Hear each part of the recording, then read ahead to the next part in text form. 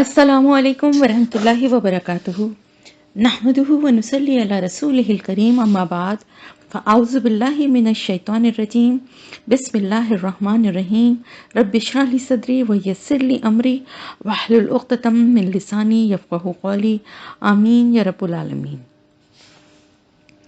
تفسیر آیت نمبر 57 سے، ومن ازلم، اور کون بڑا ظالم ہے، ممن، اس سے جو ذکرہ نصیحت کیا گیا، بھی آیاتی، آیات کے ذریعے، یا 7 آیات کے، رب ہی، اپنے رب کی، وہ آردہ، پھر اس نے اعراض کیا، انہا، اس سے، وہ نسیہ، اور وہ بھول گیا، ماں، جو قدمت، آگے بھیجا، یداہو، اس کے دونوں ہاتھوں نے، ان بے شک ہم، جعلنا، ڈال دیے ہم نے، یا بنا دیے ہم نے، علی قلوبہم، ان کے دلوں پر، اکنتاً، غلاف، ان کے، یفقہوہ، نہ وہ سمجھ سکیں اسے، وفی آذانہم، اور ان کے کانوں میں، وقرا، بوجھ ہے، وَإِنْ، اور اگر، تدعوہم، آپ بلائیں انہیں، الی الہدیٰ، ہدایت کی طرف، فلن، تو ہرگز نہیں، یہتدوا، وہ ہدایت پائیں گے، اذن، تب، ابدا، کبھی بھی۔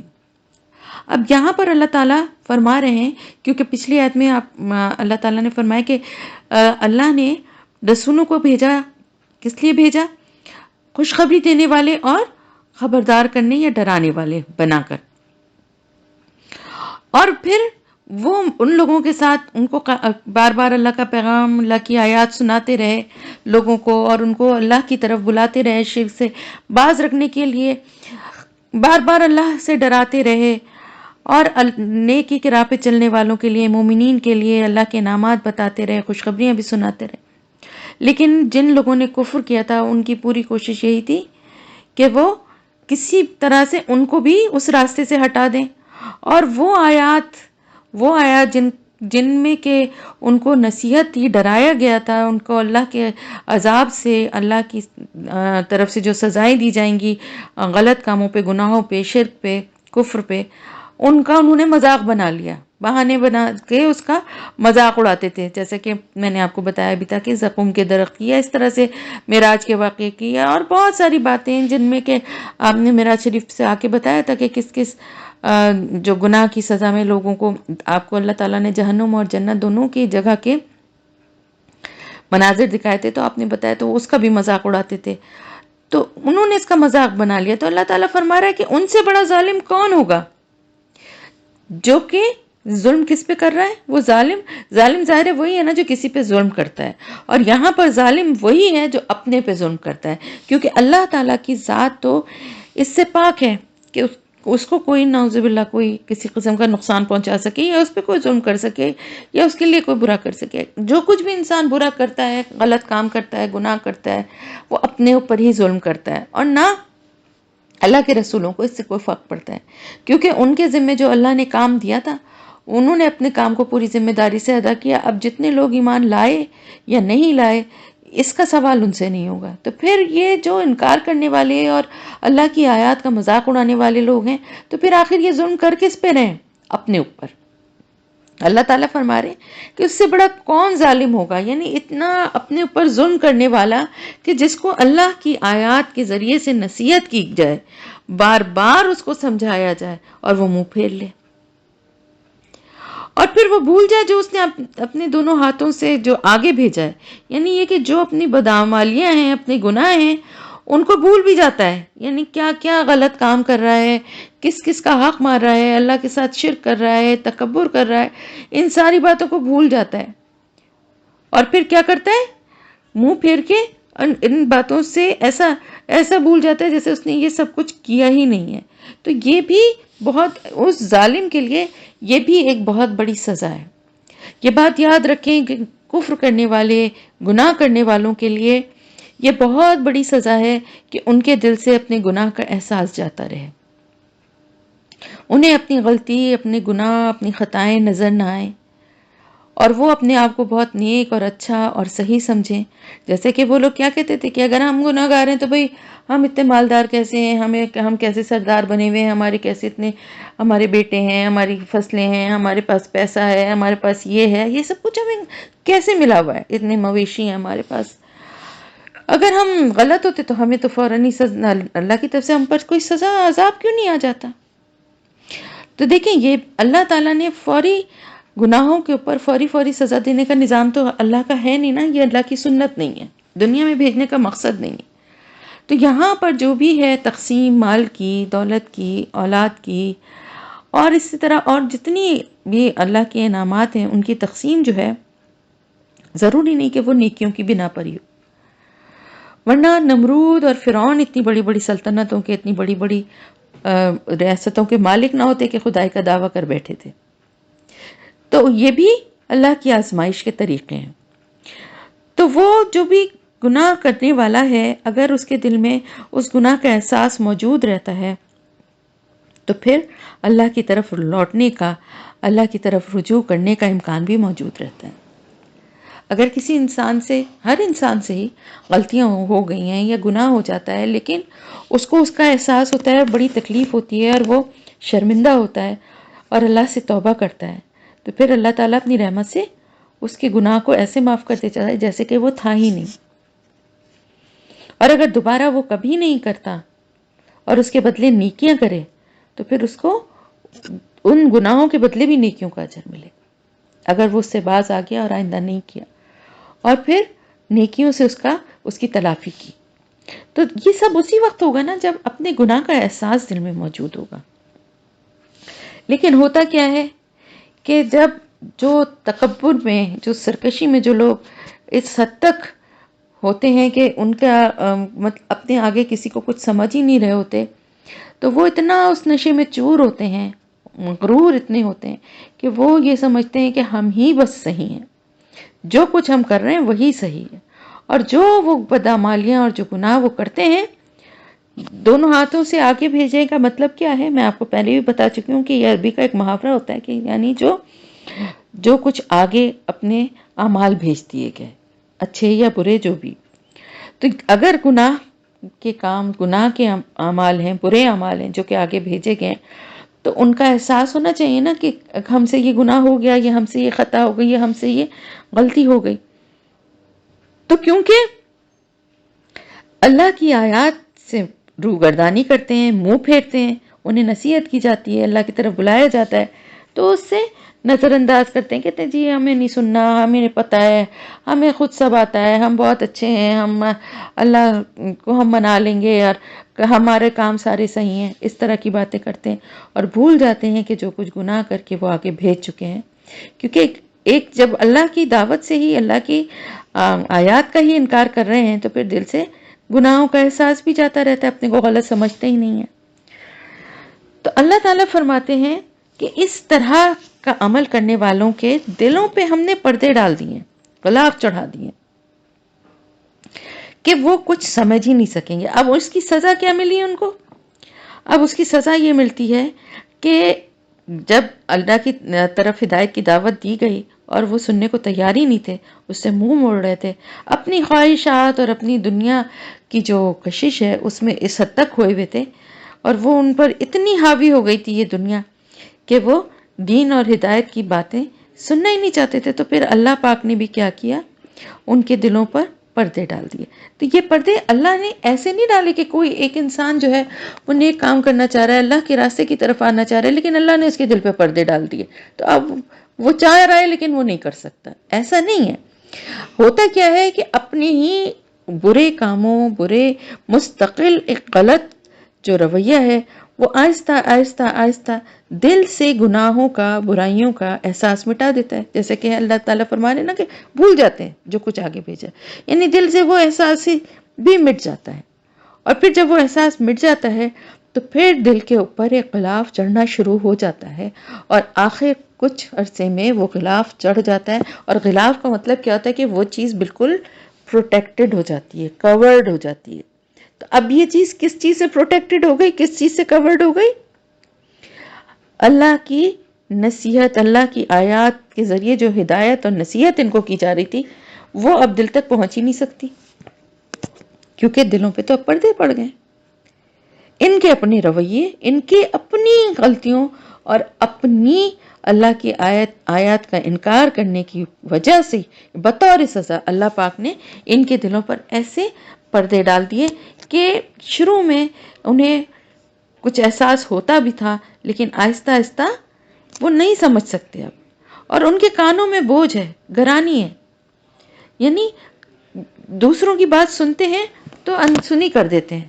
یعنی جو دین کی طرف، اللہ کی طرف، ہدایت کی طرف لوگ ان کے بلانے کی کوشش کرتے ہیں، رسول ان کو دعوت دیتے ہیں، یا اللہ کے نیک بندے ان کو اللہ کے راستے کی طرف بلاتے ہیں، ہدایت کے راستے کی طرف بلاتے ہیں، تو ان کے کانوں میں وہ باتیں بڑی ناگوار گزر رہی ہوتی ہیں، بوجھ ہے ان کے کانوں پہ، انہیں بڑا برا لگتا ہے.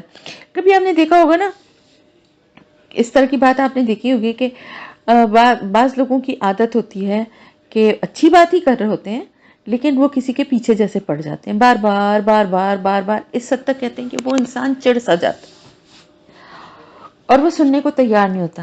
کہتے کیا ہے بھائی، میرے پیچھے ہی پڑ گئے ہو. کان میں درد کر دیا، کتنی دفعہ یہ بات کہی جا رہی ہے. میں یہ دین کی بات نہیں کر رہی، ایک جنرل بات کر رہی ہوں کہ کوئی اچھی بات ہی بتانے کے لیے. بتانے کا طریقہ کیا ہے، ہمیشہ یاد رکھیں کہ دین کی دعوت، اللہ کے راستے کی طرف بلانے کی دعوت جو ہے حکمت سے دی جاتی ہے، کسی کے پیچھے نہیں پڑا جاتا. اس وقت جب کہ وہ سننے کے لیے تیار ہو، بات کو سمجھنے کے لیے تیار ہو، اس وقت اس کو نصیحت کریے. اللہ کے دین کی دعوت آپ نے دی کسی کو، اللہ کے دین کی طرف بلانا تو ہر مسلمان کا فرض ہے نا. ہمارے اوپر یہ امت محمدیہ کی حیثیت سے ہمارے اوپر یہ ذمہ داری ہے. تو اللہ کے دین کی دعوت ضرور دیں لوگ، لیکن نرمی سے، محبت سے، اخلاص سے، پیار سے سمجھا کے دیں. تو پھر وہ جن سے نرمی اور پیار سے بھی بات کی جاتی ہے، جب ان کے دلوں پہ پردے پڑے ہوئے ہوتے ہیں، ان لوگوں کی بات یہاں پر ہو رہی ہے، تو ان کے کانوں میں بھی یہ باتیں بڑی بری لگتی ہیں، کیونکہ ذرا ان باتوں سے شاید ہو سکتا ہے ضمیر بھی بیدار ہوتا ہو. جب اس طرح کی بات کانوں میں پڑتی ہے تو تھوڑا سا خوف بھی دل میں آتا ہو. جب اللہ کے عذاب سے ڈرایا جا رہا ہو تو لاکھ دل پہ پردے پڑے ہوں. بعض دفعہ ایسا بھی ہوتا ہوگا کہ یہ بات سن کے ان کافروں کو بھی تھوڑا سا خوف محسوس ہوتا ہوگا، کیونکہ اللہ کے کلام کی جب تلاوت ہوتی تھی یا وہ آیات پڑھی جاتی تھی تو بعض دفعہ یہ دہشت زدہ ہو جاتے تھے، بعض دفعہ یہ لوگ بھی ڈر جاتے تھے. ظاہر ہے ان کی زبان تھی، ان کو سمجھ میں آ رہا ہوتا تھا، اور اللہ کے الفاظ ہمارے دل پہ شاید اس طرح اثر نہیں کرتے کیونکہ ہم اہل زبان نہیں ہیں. ورنہ بعض آیات جو ہیں، اب آپ دیکھیں جب آپ کی سمجھ میں جو آتا جا رہا ہے تو آپ دیکھیں کہ بعض آیات کا مزاج ایسا ہے کہ ایک دم انسان ڈر جاتا ہے، اس کا دل کانپ جاتا ہے. تو وہ بھی ڈر جاتے تھے بعض دفعہ. تو وہ اس کی وجہ سے کیا چاہتے تھے کہ یہ باتیں کان میں پڑیں ہی نہ، ہم سنیں ہی نہ. تو آپ دیکھیں یہ رویہ بہت سارے آپ کو مسلمانوں میں بھی نظر آئے گا کہ وہ بہت سی باتوں کو سننا ہی نہیں چاہتے. کبھی آپ نے دیکھا ہے ایسے لوگوں کو؟ کبھی ایسے بہت کم ہے، اللہ کا شکر ہے الحمدللہ، لیکن کبھی ایسے، اور اب تو میں دیکھتی ہوں اور زیادہ تعداد الحمدللہ کم ہوتی جا رہی ہے. ورنہ میں پہلے اس طرح کا بیہیویئر زیادہ دیکھتی تھی کہ کسی کو آپ درس کے لیے بلائیے، کسی کو آپ کوئی اچھی بات بتانے کے لیے، قرآن کی کوئی تفسیر یا اس کے سے ریلیٹڈ کوئی بات کرنے کے لیے، تو وہ کہتے تھے نہیں نہیں بس ہمیں جتنا پتہ ہے پہلے اس پہ تو عمل کر لیں، زیادہ پتہ چل گیا، زیادہ سن لیں گے تو پھر زیادہ ہم سے جواب دہی ہوگی، پوچھا جائے گا، ابھی تو جتنا پتہ ہے اس پہ ہی نہیں عمل کرتے. یہ کیا رویہ ہے؟ کیا ایک مسلمان یہ سمجھتا ہے کہ اگر اس نے قرآن کو نہیں پڑھا، نہیں سمجھا، نہیں عمل کیا تو اسے صرف اس بات پہ چھوڑ دیا جائے گا کہ میں نے تو پڑھا ہی نہیں، میں تو جانتی ہی نہیں، مجھے پتہ ہی نہیں اس میں کیا پیغام تھا، تو عمل کیسے کرتی؟ کیا اس بنا پہ یہ جواز دے کے کوئی اللہ سے اپنے آپ کو بچا سکتا ہے؟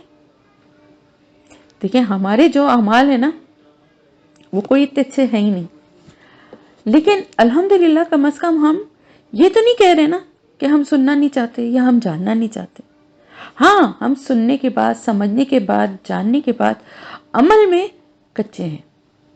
اللہ سے دعا کرتے ہیں کہ اللہ پاک اس میں بھی ہمیں کامل کر دے. اللہ پاک اس میں بھی جس طرح ہم اس کو پڑھتے ہیں، سمجھتے ہیں، یاد کرتے ہیں، اللہ اسی طرح اس پہ ہمیں عمل کرنے والا بھی بنا دے. لیکن کم از کم یہ رویہ تو نہ ہونا کہ نہیں جی ہم سننا ہی نہیں چاہتے، ابھی ہمیں جو پتہ ہے ہم پہلے اتنا تو کر لیں، زیادہ جان کے کیا کریں گے.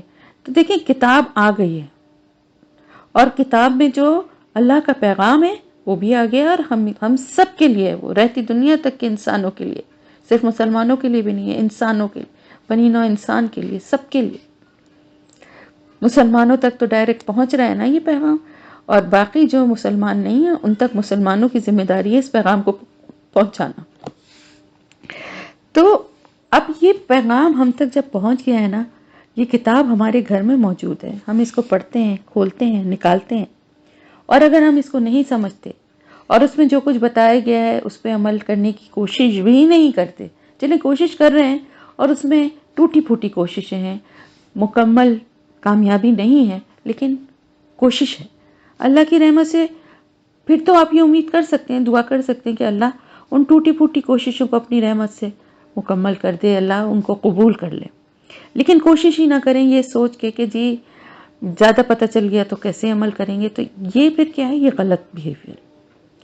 تو وہ کیا کرتے تھے، ان کے دلوں میں پردے اور کانوں میں گرانی ہے، یعنی وہ کانوں میں گرانی کی وجہ سے جو بات سنتے بھی ہیں تو وہ سمجھ نہیں پاتے، دلوں میں پردے کی وجہ سے وہ دل تک پہنچ ہی نہیں پاتی۔ جب پردے پڑے ہوئے ہیں، غلاف کے اندر ایک چیز ہے تو اس تک بات کیسے پہنچے گی؟ اور اگر آپ انہیں ہدایت کی طرف بلائیں گے تو وہ ہرگز ہدایت نہیں پائیں گے کبھی بھی۔ اس لیے کیونکہ ظاہر ہے ہدایت کی طرف بلائیں گے تو ہدایت کی جو بات ہے وہ دل تک تو پہنچ ہی نہیں رہی نا، کان سے اتر نہیں رہی، دل اور دماغ تک وہ بات پہنچ ہی نہیں رہی ہے، تو کس طرح آئیں گے وہ ہدایت کی طرف؟ ہدایت کے راستے کی طرف تو وہی آتے ہیں جو اپنے دلوں کو، اپنے کانوں کو کھول دیتے ہیں ہر اچھی بات کو سننے کے لیے، اللہ کے پیغام کو سننے کے لیے، اور اپنے آپ کو عمل کے لیے تیار کرتے ہیں کہ ہمیں پتہ چلے گا تو ہم ایسے دیکھیں صحابہ کرام کا کیا درجہ تھا، ان کی کیا ان کو کیا اللہ پاک نے قرآن میں ان کے لیے کتنی خوشخبریاں، کتنے انعامات ہیں، کس وجہ سے؟ جیسے ہی کوئی حکم آتا تھا، جیسے ہی کوئی قرآن کی آیت نازل ہوتی تھی، فوراً اس کو سنتے تھے، اس کو سمجھنے کی کوشش۔ آپ صلی اللہ علیہ وسلم کی محفلوں میں بیٹھ کے کیا، آپ کی محفلوں میں کیا ہوتا تھا؟ یہی ہوتا تھا نا، علم کی محفلیں تھیں، ان کو سمجھایا جاتا تھا، ان کی ڈیٹیل بتائی جاتی تھی، پھر ان سے جو ریلیٹڈ مسائل تھے اس پہ سوالات کیے جاتے تھے جو ہماری رہنمائی کے لیے آگے ہم سب کے لیے کام آئے۔ تو پھر کیا ہوتا ہے کہ اگر وہ ایسی اس دعوت پہ کان ہی نہ دھریں، وہ دعوت ان کے دلوں تک ہی نہ پہنچے، تو پھر کیسے ہدایت ملے گی؟ دلوں تک ہدایت پہنچ جاتی ہے جبھی تو انسان پھر عمل کرتا ہے نا۔ تو اللہ تعالیٰ فرما رہے ہیں اب انہیں بلاتے رہیں ہدایت کی طرف، وہ ہرگز ہدایت نہیں پائیں گے کیونکہ انہوں نے اپنے دل اور کانوں کو بند کر لیا ہے۔ تو کیسے پائیں گے؟ جو دلوں کو اور کانوں کو کھولتے ہیں، اللہ کے پیغام کو سنتے ہیں، تو پھر اللہ کی رحمت سے یہ امید بھی ہے کہ اللہ دل بدل دے گا، ان کے اعمال کو بدل دے گا، ان کے اعمال کو نیکیوں میں بدل دے گا انشاءاللہ تعالی۔ وَرَبُّكَ الْغَفُورُ، اور آپ کا رب بہت بخشنے والا ہے، ذو الرحمہ، بہت رحمت والا ہے۔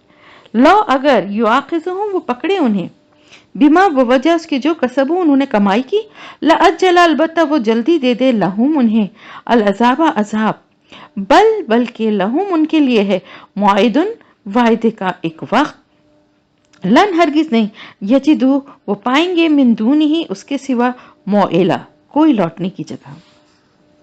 اور آپ کا رب جو ہے وہ بڑا بخشنے والا اور بڑی رحمت والا، بڑا رحم کرنے والا ہے۔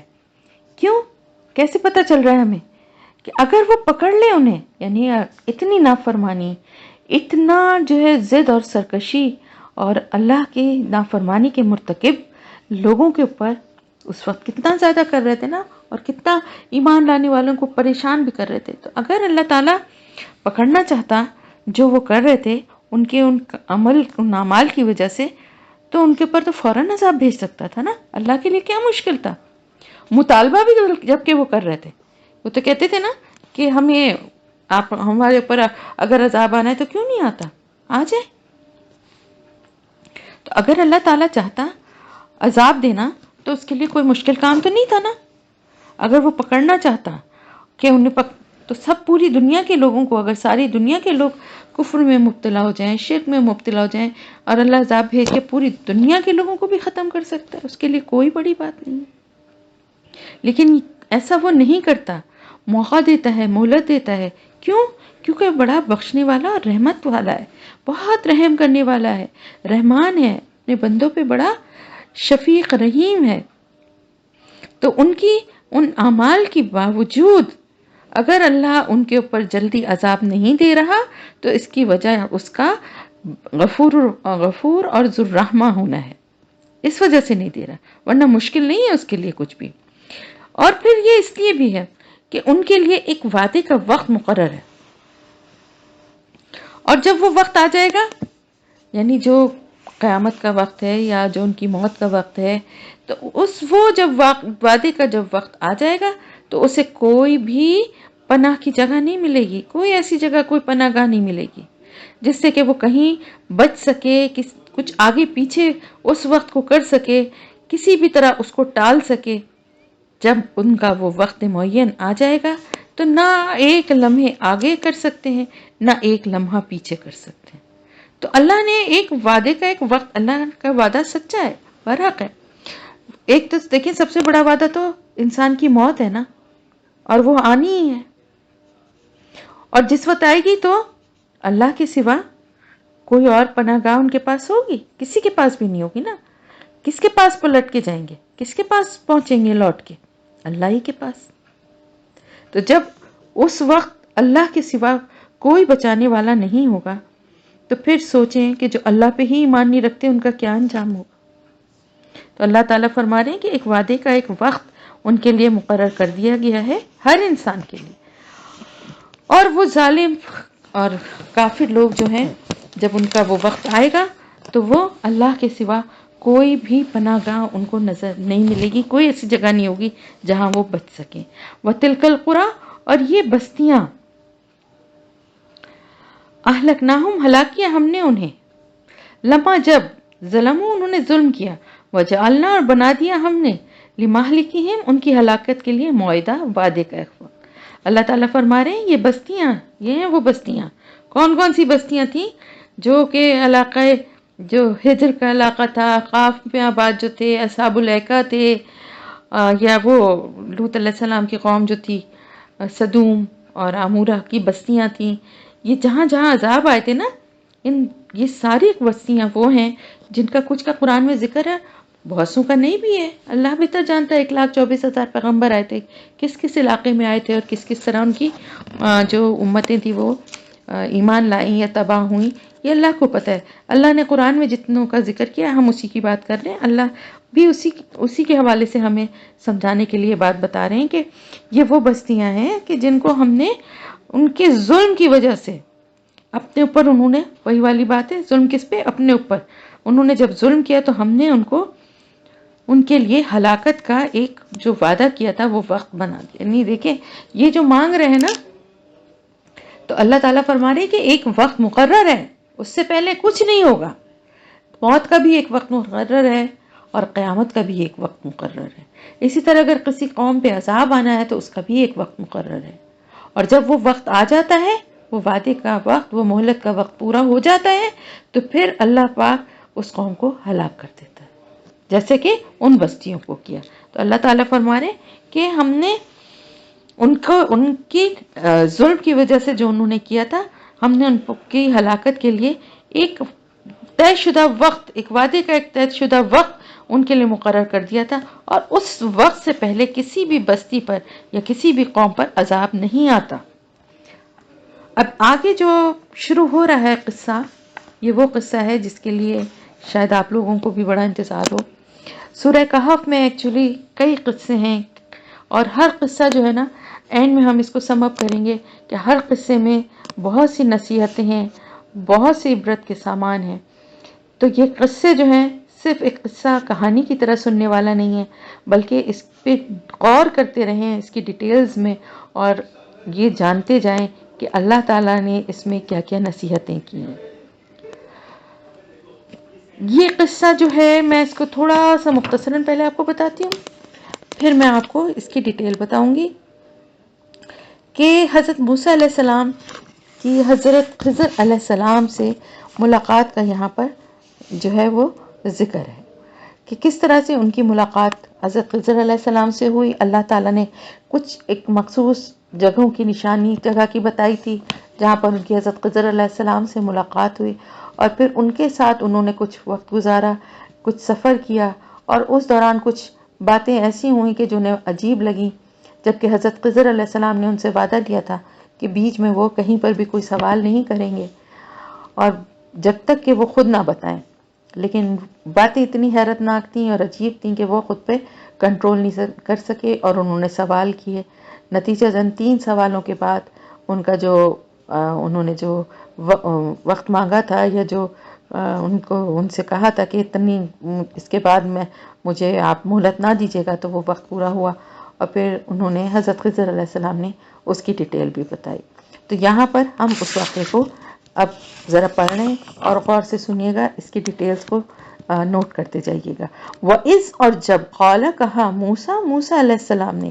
یہ موسیٰ علیہ السلام کون ہیں؟ حضرت موسیٰ علیہ السلام ہیں جو کہ بنی اسرائیل کے تھے، موسیٰ ابن عمران. ٹھیک ہے، یہ بات میں اس لیے کہہ رہی ہوں کہ بہت تو نہیں لیکن کچھ لوگوں نے، کچھ مفسرین نے ایسا بھی کہا ہے کہ یہ وہ موسیٰ نہیں تھے بلکہ کوئی اور موسیٰ تھے. ایسا نہیں ہے، یہ موسیٰ علیہ السلام ہی تھے اور ان کا ہی ذکر ہو رہا ہے کہ جب کہا موسیٰ علیہ السلام نے لی فتح، اپنے غلام کو. فتح جو ہے ویسے نوجوان کو کہتے ہیں.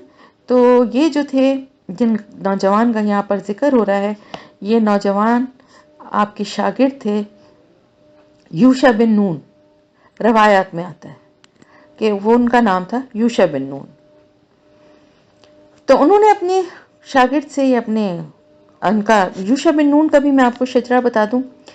یوشع بن نون بن افراہیم بن یوسف ان کا شجرہ ہے، یعنی یہ حضرت یوسف علیہ السلام کی نسل سے تھے اور موسیٰ علیہ السلام کے شاگرد تھے اور ایسے شاگرد تھے جو ان کے ساتھ ہی رہتے تھے. کیوں؟ تاکہ ہر چیز، ہر بات کو ان کے ساتھ رہ کے سیکھتے جائیں. پہلے دیکھیں ایک طریقہ یہ ہوتا تھا کہ اسکول اور مدرسوں کے علاوہ کسی کی شاگردی میں بھی دے دیا جاتا تھا، کسی بڑے عالم کی یا کسی بڑے محدث کی یا کسی بڑے جو فقیہ ہوتے تھے کہ ان کی شاگردی میں دے دیا جاتا تھا اور ان کے ساتھ وہ رہتا تھا، ان کے کام بھی کرتے تھے، ان کی خدمت بھی کرتے تھے، ہر وقت موجود رہتے تھے اور جو کچھ بھی علم کی اور نصیحت کی اور اچھی بات ہوتی تھی وہ سیکھتے جاتے تھے، نوٹ کرتے جاتے تھے. تو حضرت یوشع بن نون جو تھے وہ بھی حضرت موسیٰ علیہ السلام کی اسی طرح شاگرد تھے جو ان کے ساتھ ہر وقت رہتے تھے اور ان سے ہر وقت سیکھتے رہتے تھے. لا ابرہ، نہ میں پلٹوں گا، حتیٰ یہاں تک کہ ابلغا، میں پہنچ جاؤں، مجمع، جمع ہونے کی جگہ، البحرینی، 2 سمندروں کے یا 2 دریاؤں کے، اور یا امدیہ، میں چلتا رہوں گا، حقوبہ، برسوں. حقب کہتے ہیں 70 سے 80 سال تک کے زمانے کو. لیکن یہاں پر جو ہے نا ایک محاورتاً بات ہوئی کہ مجھے چاہے 100 سال لگ جائیں چلتے ہوئے، میں چلتا رہوں گا. یہاں مطلب یہ تھا کہ میں برسوں چلتا رہوں گا جب تک کہ میں اس جگہ تک نہیں پہنچ جاؤں گا. انہوں نے کہا کہ میں ہرگز نہیں پلٹوں گا جب تک کہ 2 دریاؤں کے جمع ہونے کی جگہ تک میں نہیں پہنچ جاتا، چاہے مجھے اس کے لیے سالوں چلنا پڑے. اب اس کی جو بیک گراؤنڈ ہے تھوڑا سا وہ میں آپ کو بتاؤں کہ ہوا کیا تھا. ہوا یہ تھا کہ ایک دفعہ، سب سے پہلے تو میں یہ بتاؤں کہ مسلم اور بخاری کی حدیث ہے. سب سے پہلے تو جو بات میں نے آپ سے بھی کہی تھی نا کہ یہ صحیح حدیث ہے، حضرت موسیٰ کی حضرت خضر سے ملاقات کے بارے میں مسلم اور بخاری کی حدیث ہے. سعید بن جبیر سے روایت ہے کہ انہوں نے ابن عباس سے کہا کہ ناؤ پکالی کا خیال ہے کہ خضر علیہ السلام والے موسیٰ بنی اسرائیل والے موسیٰ نہ تھے. تو حضرت ابن عباس نے فرمایا دشمن خدا جھوٹ کہتا ہے. ہم سے ابھی ابن کعب نے بیان کیا کہ دونوں الگ الگ تھے. انہوں نے خود رسول اللہ صلی اللہ علیہ وسلم کو یہ فرماتے سنا. اس کا بیک گراؤنڈ آپ کو بتا رہی ہوں کہ یہ واقعہ جو ہوا ہے نا کہ یہ کس طرح سے جو یہ بات ہوئی ہے، یہ جو واقعہ آگے آ رہا ہے اس کی یعنی بیک گراؤنڈ کیا تھا، کیوں وہ نکلے تھے اور کیوں وہ 2 دریاؤں کی ایسی جگہ جہاں پر وہ جمع ہوتے ہیں 2 دریا، اس جگہ پہ کیوں جانا چاہ رہے تھے، اس کا بیک گراؤنڈ بتا رہی ہوں. ایک روز حضرت موسیٰ علیہ السلام بنی اسرائیل کے سامنے تقریر کرنے، یعنی ان کو دین کی باتیں سکھانے کے لیے کھڑے ہوئے تو کسی نے سوال کر لیا کہ آج سب سے بڑا عالم کون ہے؟ حضرت موسیٰ علیہ السلام نے جواب دیا کہ میں۔ اللہ کو منہ ظاہر نبی تھے اور بہت جلیل القدر نبی تھے، کلیم اللہ تھے، تورات ان پہ نازل ہوئی، تو وہ انہوں نے کہہ دیا کہ سب سے ظاہر ہے اس وقت تو پیغمبر ہوں، اور پیغمبر ظاہر ہے افضل ہوتا ہے اپنی امت میں سب سے، تو میں ہوں سب سے بڑا عالم۔ تو اللہ کو یہ بات ناپسند ہوئی، کیونکہ انہوں نے اللہ کی جانب جاننے کی نسبت نہیں کی۔ ان کو یہ کہنا چاہیے تھا کہ سب سے بڑھ کر جاننے والا تو اللہ ہی ہے، کہ کون ہے سب سے بڑا عالم۔ اور دوسرا یہ اس سے بھی بڑھ کر یہ کہنا چاہیے تھا کہ سب سے بڑا علم والا تو اللہ ہے، اللہ کی ذات ہے۔ بہرحال واللہ عالم انہوں نے نہیں کہا، تو اللہ تعالیٰ نے وحی بھیجی کہ موسیٰ تم سے زیادہ عالم، بڑا عالم ایک اور میرا بندہ ہے جو 2 سمندروں یا 2 دریاؤں کے سنگم میں ہے۔ اب موسیٰ علیہ السلام کو اندازہ ہو گیا کہ ان کی یہ بات انہوں نے جو کی تھی وہ صحیح نہیں تھی، اچھی نہیں تھی، تو ان کو فوراً یہ، اب دیکھیں ایک عام انسان میں بھی یہی رویہ ہونا چاہیے جو کہ ایک پیغمبر میں تھا۔ انہوں نے یہ نہیں کہا لو میں پیغمبر ہو کے مجھے اللہ تعالیٰ نے یہ کہہ دیا کہ ایک تو آپ سے بھی بڑا کوئی علم والا ہے اور آپ وہ اس کے پاس وہاں پہ آپ جائیے، بلکہ ان کو یہ ہوا، انہوں نے سوال کیا کہ اے میرے رب اس سے میری ملاقات کیسے ہو سکتی ہے؟ یعنی علم کا سننے کے بعد ان کے دل میں کیا تڑپ ہوئی، یہ خیال نہیں آیا کہ اللہ نے مجھے کہا ہے کہ تمہارا علم کم ہے اور ان کا زیادہ ہے، بلکہ ان کو کیا ہوا کہ اب جس کا زیادہ ہے نا اس سے میں علم حاصل کروں، اس سے بھی سیکھوں۔ تو انہوں نے کہا کہ میری ان سے کیسے ملاقات ہو سکتی ہے؟ اب آپ دیکھیے کتنی اچھے طریقے سے اللہ کے رسول جو تھے انہوں نے اس بات کو لیا کہ اللہ نے اپنے رسول کو تنبیہ کی، اور رسول نے اس کو اپنی انسلٹ نہیں سمجھا، اس کو یہ نہیں سمجھا کہ میرے رسول ہونے کے باوجود کیسے کہہ دیا کہ مجھ سے بڑا بھی کوئی صاحب علم ہے، بلکہ انہوں نے فوراً خواہش ظاہر کی کہ میں تو اس سے ملنا چاہتا ہوں کہ وہ اس سے بھی علم حاصل کروں میں۔ اللہ تعالیٰ نے اس کے لیے ان کو طریقہ بتایا۔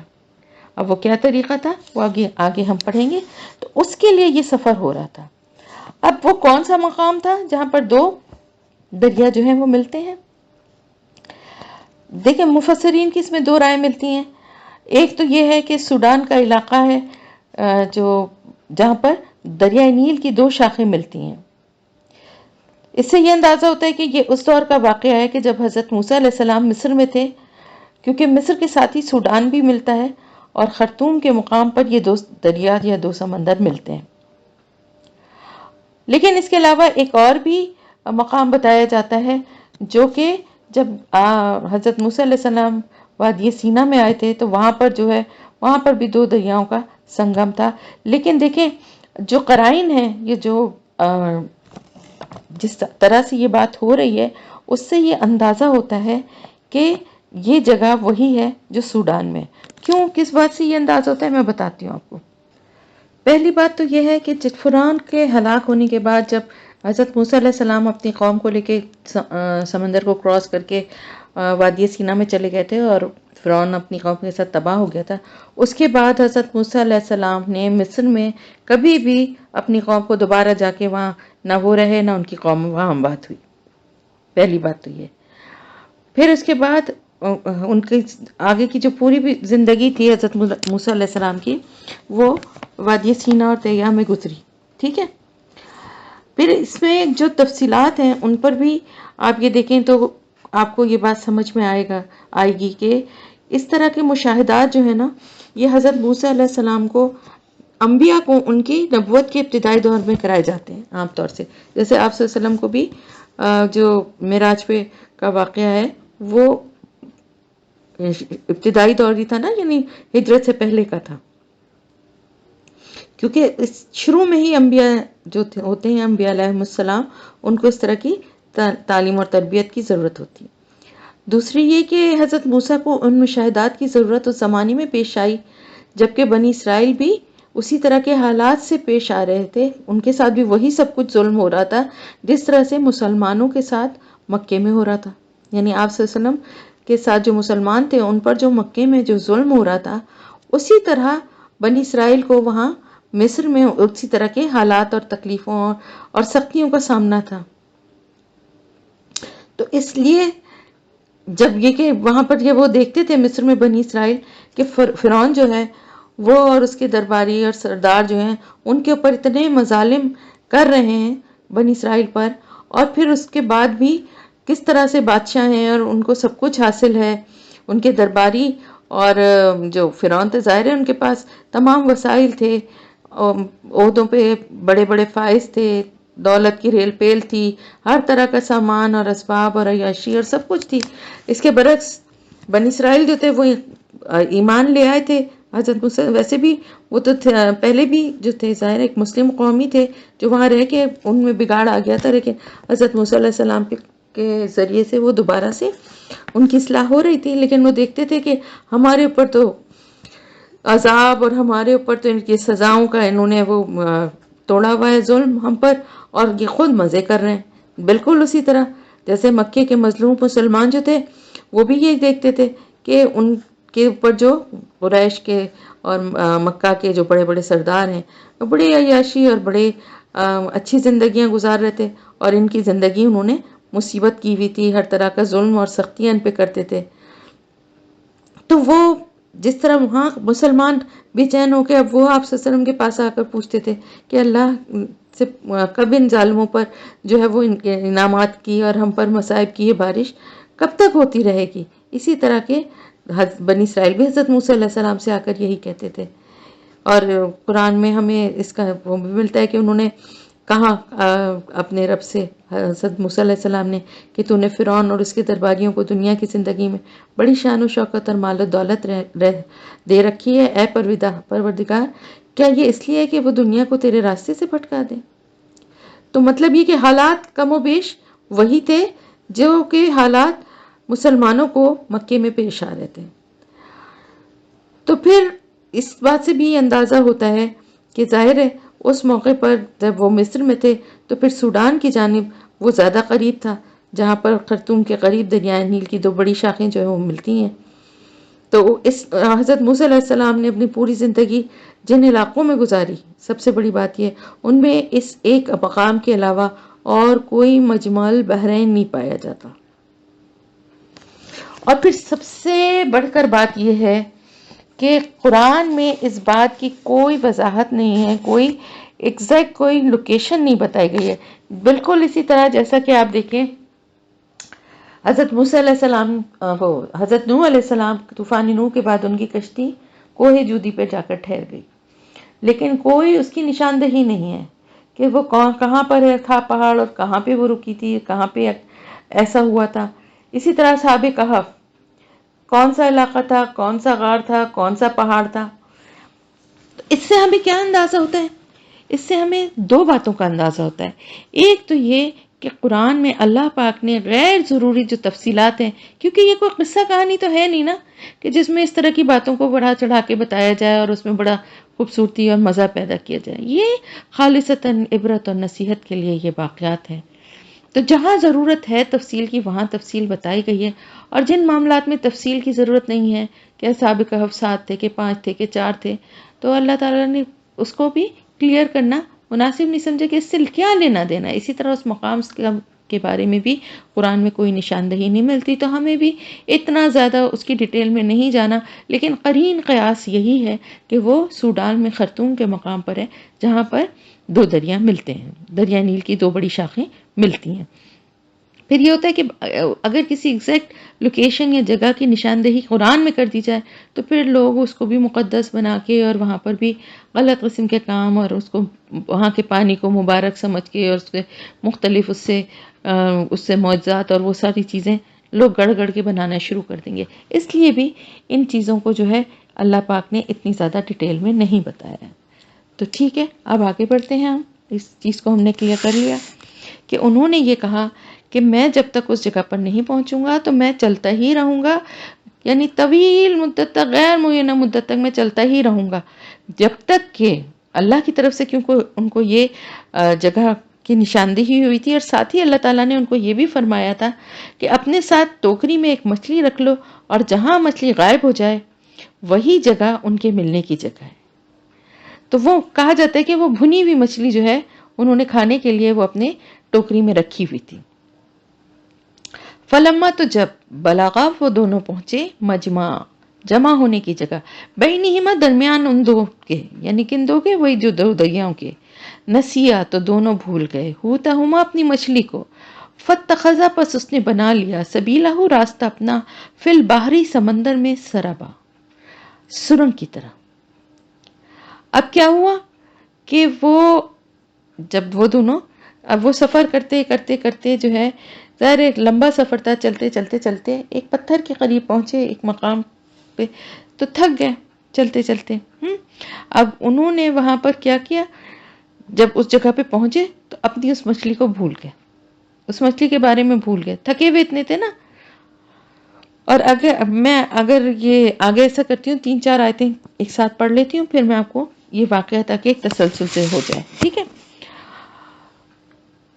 فلما تو جب جاوزا وہ دونوں آگے بڑھے قالا اس نے کہا لفتاہو اپنے نوجوان سے آتنا لاؤ ہمارے پاس غدانا کھانا ہمارا یا ناشتہ لقد البتہ بلا شبہ لقینا پائی ہم نے یا ملاقات کی ہم نے یا ملے ہم من سفر نے اپنے سفر میں نصبہ تھکاوٹ سے.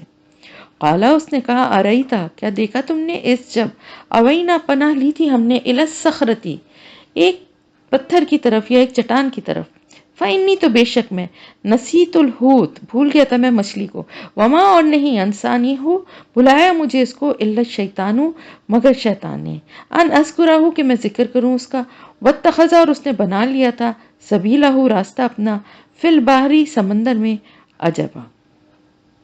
اب کیا ہوا ایک پتھر کے قریب ایک چٹان کے قریب جب پہنچے تو تھکے ہوئے تھے چلتے چلتے تھک چکے تھے تو حضرت موسیٰ علیہ السلام ایک پتھر پر سر رکھ کر لیٹ کے اور سو گئے.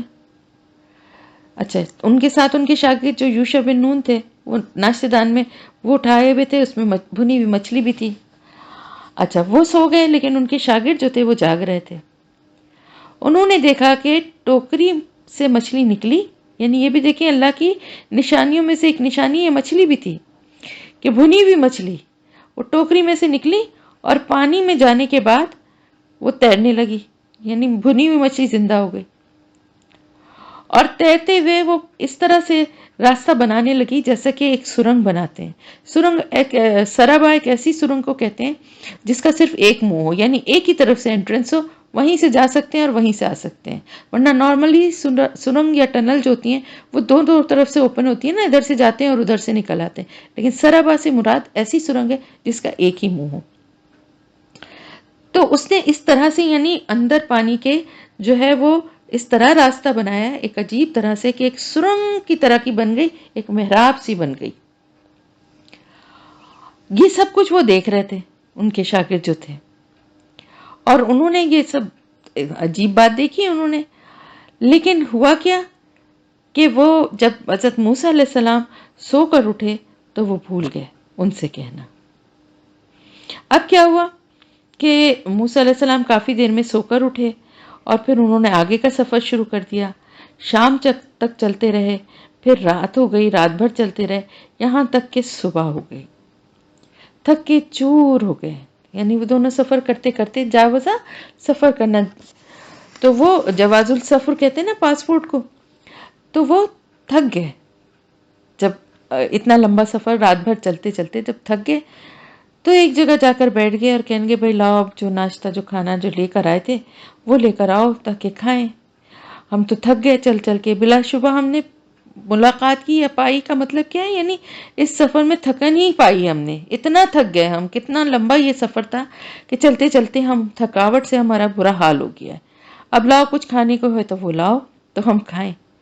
اب جب وہ کھانا نکالنے لگے تو ان کو یاد آیا کہ یہ تو وہ مچھلی تو نکل کے چلی گئی تھی. پھر انہوں نے کہا حضرت موسیٰ علیہ السلام سے یہ کہا قالا یعنی حضرت یوشع بن نون نے کہا کہ جب ہم نے اس پہاڑ کی طرف وہاں وہ چٹان کی طرف جو ہے ہم نے پناہ لی تھی نا جہاں پر آپ آرام کر رہے تھے تو وہاں پر میں نے دیکھا تھا اس مچھلی کو کہ اس نے اپنا راستہ سمندر میں بڑی عجیب طرح سے اس نے اپنا راستہ بنا لیا ہے، اور بڑی حیرت ناک مجھے یہ بات لگی تھی کہ ایک بھنی ہوئی مچھلی نکلی اور پانی میں گئی اور اس نے اپنا ایک عجیب انداز میں، یعنی پانی میں جاتی اور تیرنے لگتی یا اندر چلی جاتی، لیکن اس نے ایک سرنگ کی طرح ایک راستہ بنایا اور محراب سی پانی کی بن گئی. تو یہ بڑی عجیب سی بات تھی. لیکن میں جب آپ مطلب حضرت موسیٰ علیہ السلام کافی دیر سوتے رہے ہوں گے نا، تو جب آپ اٹھے تو میں آپ سے اس کا ذکر کرنا بھول گیا. اور مجھے جو ہے یعنی حیرت ناک بات اتنی تھی کہ اگر کوئی اور ہو تو وہ تو فوراً کہنا ارے بھائی اٹھے اٹھے دیکھیں مچھلی کہاں کس طرح سے جا رہی ہے پانی میں. لیکن وہ شاگرد تھے، سمجھدار تھے، اور ظاہر پیغمبر کے ساتھ رہتے تھے، تو انہوں نے احتراماً انہوں نے دیکھا تھکے ہوئے ہیں، آرام کر رہے ہیں، انہوں نے ان کو اٹھایا نہیں. اس طرح کافی ٹائم جب گزر گیا اور وہ اٹھے اور جلدی جلدی سب کچھ لپیٹ کے آگے بڑھنے لگے، تو وہ اس بات کا ذکر کرنا بھول گئے. تو انہوں نے کہا کہ میں تو یہ بھول گیا آپ کو بتانا کہ وہ مچھلی جو ہے وہ تو پانی میں چلی گئی تھی اور اس نے ایک عجیب طرح کا راستہ بھی بنا لیا تھا، اور یہ بات جو ہے مجھے شیطان نے بلا دی. یعنی بھول تو گیا تھا میں، لیکن شیطان نے مجھے بلا دی کہ میں آپ سے اس کا ذکر کروں.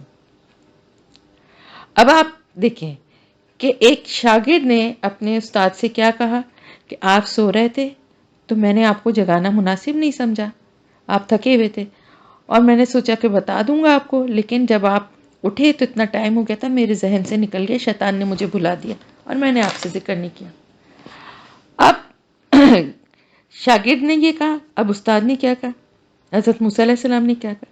یہ نہیں کہا کہ عجیب تم بھی عجیب آدمی ہو، اتنا ہمیں تھکا دیا، اتنا لمبا ہم نے سفر کر لیا، وہیں بتا دیتے تو وہیں ہم رک جاتے، اور اب تمہاری وجہ سے اتنا چلنا پڑے گا. کچھ نہیں کہا، کچھ نہیں کہا.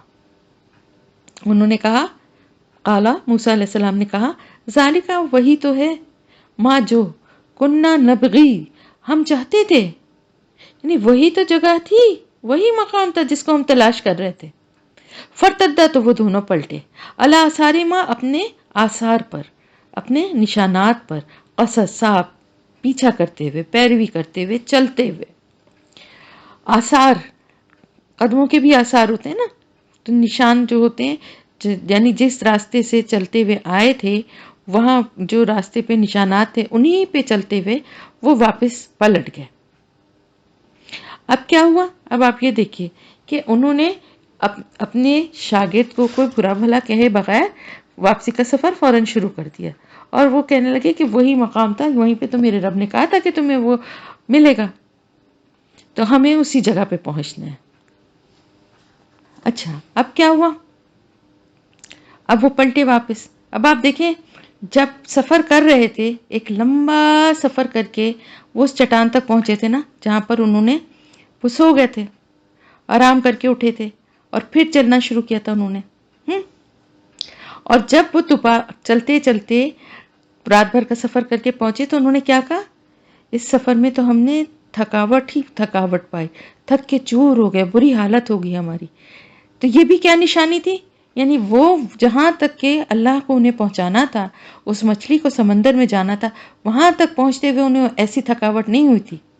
لیکن اب آگے کا جو سفر تھا نا، وہ اس میں ان کو بے انتہا تھکن ہوئی، کیونکہ وہ اصل جو مقصد تھا وہ تو وہاں پورا ہو گیا تھا نا. اب وہ وہاں سے پلٹے. اب وہاں پر اللہ تعالیٰ فرماتے ہیں، فوجدا تو دونوں نے پایا، عبدن ایک بندے کو، من عبادنا ہمارے بندوں میں سے، آتیناہو دی تھی ہم نے اسے، رحمہ رحمت یا پھر ولایت یعنی ولی، من عندنا اپنے پاس سے، وعلمناہ اور سکھایا تھا ہم نے اسے، من لدنا اپنے پاس سے، علما ایک علم یعنی ایک خاص علم ان کو سکھایا تھا. تو وہاں ان دونوں نے پایا، اللہ تعالیٰ فرما رہے کہ ہمارے بندوں میں سے ایک بندے کو جسے ہم نے رحمت عطا کی تھی اپنی طرف سے، اور اسے سکھایا تھا ایک خاص علم، من لدنا اپنے پاس سے. یعنی اللہ تعالیٰ نے اپنے پاس سے، اپنے خاص خزانے سے انہیں ایک خصوصی علم عطا کیا تھا. علم لدنی کی اصطلاح یہیں سے اخذ کی گئی. لدن کے معنی ہے قریب یا نزدیک کے، چنانچہ علم لدنی سے مراد وہ علم ہے جو اللہ تعالیٰ اپنی خاص رحمت سے کسی کو عطا کرتے. یعنی ایک علم تو وہ ہے جو انسان کو اپنے حواس خمسہ کے ذریعے محنت و مشقت کے عمل سے گزر کر حاصل ہوتا ہے. جیسے مدرسوں میں اسکولوں میں جاتے ہیں، کوئی تفسیر اور حدیث اور فقہ کا علم حاصل کرتا ہے، کوئی اسکول اور کالجوں میں سائنس اور جو آرٹس اور کامرس اور یہ سب کچھ پڑھتا ہے، انجینئر بنتا ہے، ڈاکٹر بنتا ہے. لیکن علم کی ایک قسم وہ بھی ہے جو اللہ تعالیٰ براہ راست کسی انسان کے دل میں ڈال دیتا ہے. جیسے کہ بعض اللہ کے نیک بندے، اللہ کے ولی ہوتے ہیں جن کو اللہ پاک اپنی طرف سے کوئی خاص علم دے دیتا ہے، جس کو سیکھنے کے لیے، جس کے حصول کے لیے وہ کوئی خاص مشقت یا کوئی خاص کوئی کرائٹیریا یا کوئی جگہ نہیں ہے جہاں وہ علم حاصل کیا جائے، بلکہ وہ اللہ تعالیٰ کی طرف سے حاصل ہوتا ہے. تو ان کو وہ خاص علم دیا گیا تھا جو کہ اللہ تعالیٰ کی طرف سے تھا. اب وہ کون تھے؟ یہاں پر یہ سوال ہوتا ہے کہ وہ اللہ کے بندے کون تھے. کہا جاتا ہے کہ بلیہ بن ملکان ان کا نام تھا، اور خضر علیہ السلام کے نام سے وہ مشہور ہیں. یہ کون تھے؟ اس کے بارے میں کئی ہمیں آراء ملتی ہیں. کچھ لوگوں کا خیال ہے کہ اللہ کے نیک بندے تھے، اولیاء اللہ میں سے تھے، اور یہ علم جس کا ذکر ہو رہا ہے یہ کچھ کرامات تھیں. جیسے معجزات پیغمبروں کو دیے جاتے ہیں، اسی طرح اللہ کے بعض نیک بندے، بعض اللہ کے ولی ہوتے ہیں جن کو اللہ کی طرف سے کچھ کرامات حاصل ہوتی ہیں. جبکہ کچھ لوگوں مفسرین کی رائے یہ ہے کہ وہ نبی تھے، اور کچھ کی رائے ہے کہ وہ فرشتے تھے. اب دیکھیں، نبی تو ہو نہیں سکتے تھے، اس لیے کہ اگر نبی ہوتے تو حضرت موسیٰ علیہ السلام سے ان کا تعارف نبی کی حیثیت سے ہی کرایا جاتا، کیونکہ اس دور کے نبی تو حضرت موسیٰ علیہ السلام تھے. پہلی بات.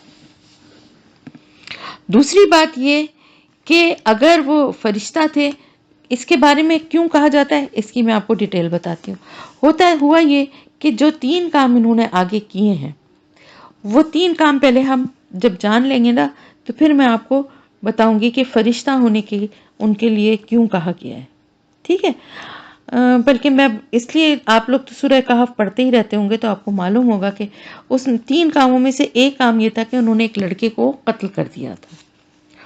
اور یہ قتل کرنے کا جو کام ہے نا، یہ اللہ تعالیٰ نے کسی کو بھی یہ اختیار نہیں دیا کہ بغیر کسی ریزن کے، یعنی قتل کے بدلے تو قتل ہو سکتا ہے، لیکن اس کے علاوہ کسی کو قتل اس طرح سے کرنا کسی انسان کے لیے جو ہے وہ اللہ نے اس کی اجازت نہیں دی ہے. تو اس سے اندازہ یہ بھی ہوتا ہے کہ کوئی عام انسان نہیں تھے، بلکہ اللہ کے ان بندوں میں سے تھے جو مشیت الہی کے تحت کام کرتے ہیں، یعنی اللہ کی طرف سے جو اللہ کے احکامات کو پورا کرنے کے لیے کام کرتے ہیں، ان میں سے تھے. ٹھیک ہے؟ اچھا، بندے کی جہاں تک بات ہے تو بندے کا جو لفظ ہے وہ فرشتوں کے لیے بھی استعمال ہوا ہے، اور جنوں کے لیے بھی استعمال ہوا ہے، اور انسانوں کے لیے بھی استعمال ہوا ہے. سب اللہ کے بندے ہیں نا. تو اتنی جو ایک ڈیٹیل جو بات ہے وہ کلیئر نہیں ہوئی ہے. بس ہمارے سمجھنے کے لیے اتنا ہی کافی ہے کہ خضر علیہ السلام ان کو انسان مانیں یا فرشتوں میں سے مانیں یا اللہ کی کسی اور ایسی مخلوق میں سے سمجھیں جن کے اوپر انسانوں والے قوانین لاگو نہیں تھے، بلکہ وہ اللہ کی مشیت کے کارکن کی حیثیت سے کام کر رہے تھے. تو ہمارے لیے اتنا ہی جاننا کافی ہے.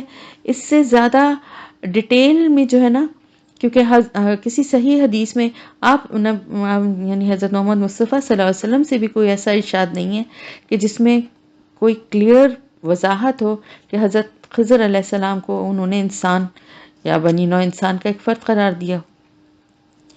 تو اس سے ہمیں کیا اندازہ ہوتا ہے کہ وہ انسان تھے یا اللہ کے ان مخصوص کچھ انسانوں میں سے تھے جنہیں اللہ نے اپنا ولی بنایا ہے، اولیاء اللہ ہیں جن کو اللہ نے کرامات دی ہوتی ہیں اور جو اللہ کی مشیت کے لیے کام کر رہے ہوتے ہیں، کیونکہ عام انسان جو ہیں وہ اس طرح سے نہیں کرتے. اب کیا ہوا، کیا آگے پڑھتے ہیں.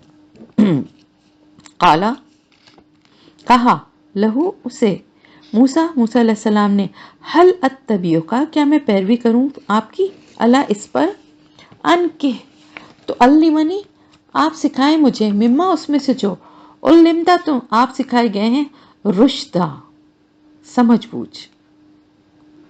अब क्या उन्होंने क्या कहा, क्योंकि वो तो हजरत मूसा अलैहिस्सलाम तो इल्म हासिल करने के लिए ही ना, इल्म की तलब जो थी, आप देखिए ना इल्म की तलब जो है ना बड़ी, ये जिसके दिल में होती है ना फिर वो अब दुनिया की और बुराइयों से बच जाता है।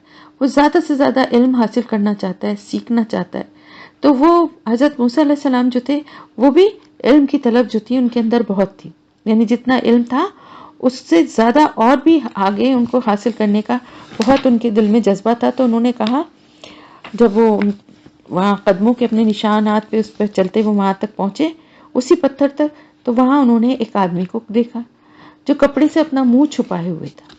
मूसा अलैहिस्सलाम ने उसको सलाम किया, तो वो जो थे हज़रत खिज़र अलैहिस्सलाम थे, उन्होंने कहा कि तुम्हारी ज़मीन पर सलाम का तरीक़ा कहाँ है, क्योंकि इससे भी अंदाज़ा होता है कि मिस्र का इलाका ही था, क्योंकि वहाँ पे ज़ाहिर है फ़िरौन की हुकूमत थी। तो और ये उसी वक्त का वाक़या है कि जब हज़रत मूसा अलैहिस्सलाम मिस्र में थे। तो उन्होंने कहा कि मैं मूसा हूँ अलैहिस्सलाम। खिज़र ने कहा, बनी इसराइल वाले मूसा? उन्होंने कहा कि जी वही। फिर मूसा अलैहिस्सलाम ने कहा कि मैं आपके पास इसलिए आया हूँ कि जो इल्म अल्लाह ताला की तरफ से आपको दिया गया है इसमें से आप कुछ मुझे भी सिखाएं। तो क्या मैं आपके साथ चल सकता हूँ, कि मैं आपके साथ साथ रहूँ और आपके साथ, जैसे यूशा बिन नून थे ना उनके साथ इल्म हासिल कर रहे थे, इसी तरह क्या मैं आपके साथ साथ चल सकता हूँ कि आप मुझे जो है वो इल्म, अपने इल्म से कुछ हिदायत, कुछ सूझबूझ, कुछ बातें मुझे भी सिखाएं। अब आप ये देखिए, हज़रत मूसा अलैहिस्सलाम उलुल अज़्म पैगंबरों में से एक थे, कलीमुल्लाह थे। कुरान की तकरीबन हर सूरत में हज़रत मूसा अलैहिस्सलाम का जिक्र है, हर सिपारे में है। पैगंबर भी थे अपने वक्त के, लेकिन उसके बावजूद इल्म हासिल करने की तलब दिल में कितनी थी, इल्म सीखने का कितना दिल में जज्बा था कि फ़ौरन उनसे इल्म सीखने के लिए दरख्वास्त की कि आप मुझे अपने साथ रखिए और आपको जो इल्म दिया गया उसमें से कुछ मुझे भी सिखाइए। काला, उसने कहा, किसने? हज़रत खिज़र अलैहिस्सलाम ने, इन्ना का बेशक तुम, लन हरगिज़ नहीं, तस्ततिया तुम इस्तात रखोगे, माइया सब्रा, मेरे साथ सब्र की, वो कई फतस्बिरू, और किस तरह तुम सब्र कर सकते हो, अला उस पर, माँ जो लम नहीं तुहित तुमने अहाता किया, बिही खुबरा, उसका पूरी समझ से। हज़रत खिज़र अलैहिस्सलाम ने फरमाया कि तुम मेरे साथ किस तरह चल सकते हो, आप मेरे साथ नहीं चल सकेंगे, नहीं ठहर सकेंगे, क्योंकि अल्लाह की तरफ से मुझे वो इल्म दिया गया है जिससे आप वाकिफ़ नहीं हैं, और जो इल्म अल्लाह ने आपको दिया है उससे मैं वाकिफ़ नहीं हूँ।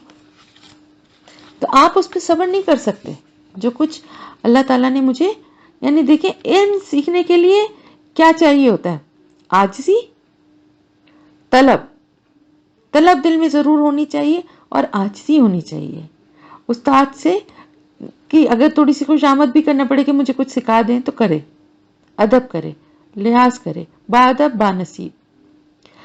और हया करने वाले उस्ताद से पूछने में हया करें, कि पूछेंगे तो हमारी बेइज्जती हो जाएगी, पता नहीं क्या, हम ये होगा कि इनको आता नहीं है।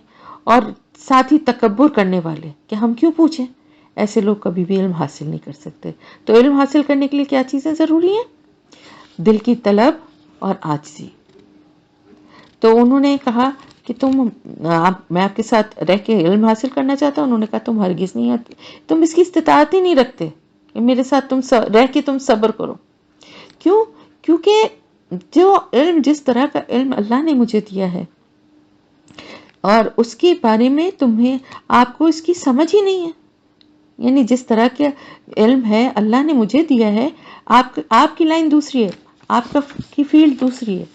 जिस तरह से बिल्कुल कि अगर किसी ने कॉमर्स पढ़ा है तो वो एक डॉक्टर की बातों को नहीं समझ सकता ना, वो अपनी मेडिकल जो टर्म्स हैं या जो मेडिकल से रिलेटेड जो बातें हैं जब वो समझाएगा, तो एक कॉमर्स पढ़ने वाला, सीए करने वाला, वो भी तो काबिल है ना, बहुत काबिल है, ज़ाहिर है आसान तो नहीं होता सीए करना, लेकिन उसकी समझ में नहीं आएगा। तो इसी तरह उन्होंने कहा कि जो इल्म मुझे दिया गया है आपको उसकी पूरी समझ नहीं है, आप मेरे साथ रह के सब्र नहीं कर सकेंगे। फिर हज़रत खिज़र अलैहिस्सलाम ने ये भी फरमाया, ان جو حضرت موسیٰ علیہ السلام نے کہا تھا نا کہ سب سے زیادہ علم میرا، تو حضرت خضر علیہ السلام نے فرمایا، ان کے پاس ہی بیٹھ کے بات کر رہے تھے کہ کشتی پہ بیٹھ گئے تھے نا، کشتی پہ دونوں بیٹھے ہوئے تھے، کہ ایک چڑیا کشتی کے کنارے پر آ کر بیٹھ گئی اور چونچ سے اس نے دریا کا پانی پیا۔ حضرت خضر علیہ السلام نے فرمایا، میرا اور آپ کا علم اللہ کے علم کے سامنے اس سے زیادہ نہیں جتنا اس چڑیا نے چونچ سے پانی لیا ہے، اور اس نے چونچ میں پانی لے کر سمندر کے پانی میں کوئی کمی نہیں کی، یعنی اس کے چونچ میں پانی لینے سے سمندر کے پانی میں کوئی کمی آپ کو نظر آ رہی ہے؟ اسی طرح میرا اور آپ کا علم بھی اللہ کے علم میں کوئی کمی نہیں کرتا۔ سبحان اللہ۔ قالا، کہا، اس سے حضرت موسیٰ علیہ السلام نے، ستجدونی، ان قریب تم پاؤ گے مجھے، انشاءاللہ، اگر اللہ نے چاہا، صابرن، صبر کرنے والا، ولا، اور نہیں، عاصی، میں نافرمانی کروں گا، لگا، تیرے لیے، امرا، کسی حکم میں۔ انہوں نے کہا، حضرت موسیٰ علیہ السلام نے ان سے کہا کہ آپ مجھے اپنے ساتھ رکھ لیجئے، میں آپ کی بات کی نافرمانی نہیں کروں گا، تو اگر آپ کی بات نہیں بھی سمجھ میں آئے گی تو انشاءاللہ میں آپ صبر کروں گا، کیونکہ حضرت خضر علیہ السلام کی مراد یہ تھی کہ ظاہر ہے اتنی عجیب باتیں آپ کو وہ لگیں گی، کیونکہ آپ کو اس کا علم نہیں ہے، آپ کو نہیں پتا ہے اس کا، تو آپ کو عجیب لگیں گی، تو آپ بیچ میں مجھ سے کوئی سوال یا مجھے ٹوکیے گا نہیں۔ تو انہوں نے کہا نہیں، میں صبر کروں گا، انشاءاللہ، صبر کرنے والا، اور میں آپ کے کسی حکم کی نافرمانی نہیں کروں گا۔ یہاں پر ایک بات بہت اہم ہے کہ جب صبر کرنے کی بات ہوئی تو اس کے ساتھ حضرت موسیٰ علیہ السلام نے انشاءاللہ کہا، لیکن نافرمانی نہ کرنے کے وعدے کے ساتھ انشاءاللہ نہیں کہا۔ چنانچہ کیا ہوا آگے کہ اسی وعدے کی خلاف ورزی آپ سے ہوئی جس کے ساتھ انشاءاللہ نہیں کہا گیا تھا۔ اسی حوالے سے آپ سورہ بنی اسرائیل کا وہ حکم بھی ذہن میں رکھیں جس میں آپ صلی اللہ علیہ وسلم کو مخاطب کر کے فرمایا گیا تھا کہ کسی چیز کے بارے میں یہ کبھی نہ کہیں کہ میں یہ کل کرنے والا ہوں مگر یہ کہ اللہ چاہے، اور اپنے رب کو یاد کر لیا کیجئے جب آپ بھول جائیں، اور کہیے کہ ممکن ہے میرا رب میری رہنمائی کر دے اس سے زیادہ بھلائی کی راہ کی طرف۔ یہ سورہ بنی اسرائیل میں تھا نا، وہی والی بات یہاں پر بھی ہے۔ اب کیا ہوا؟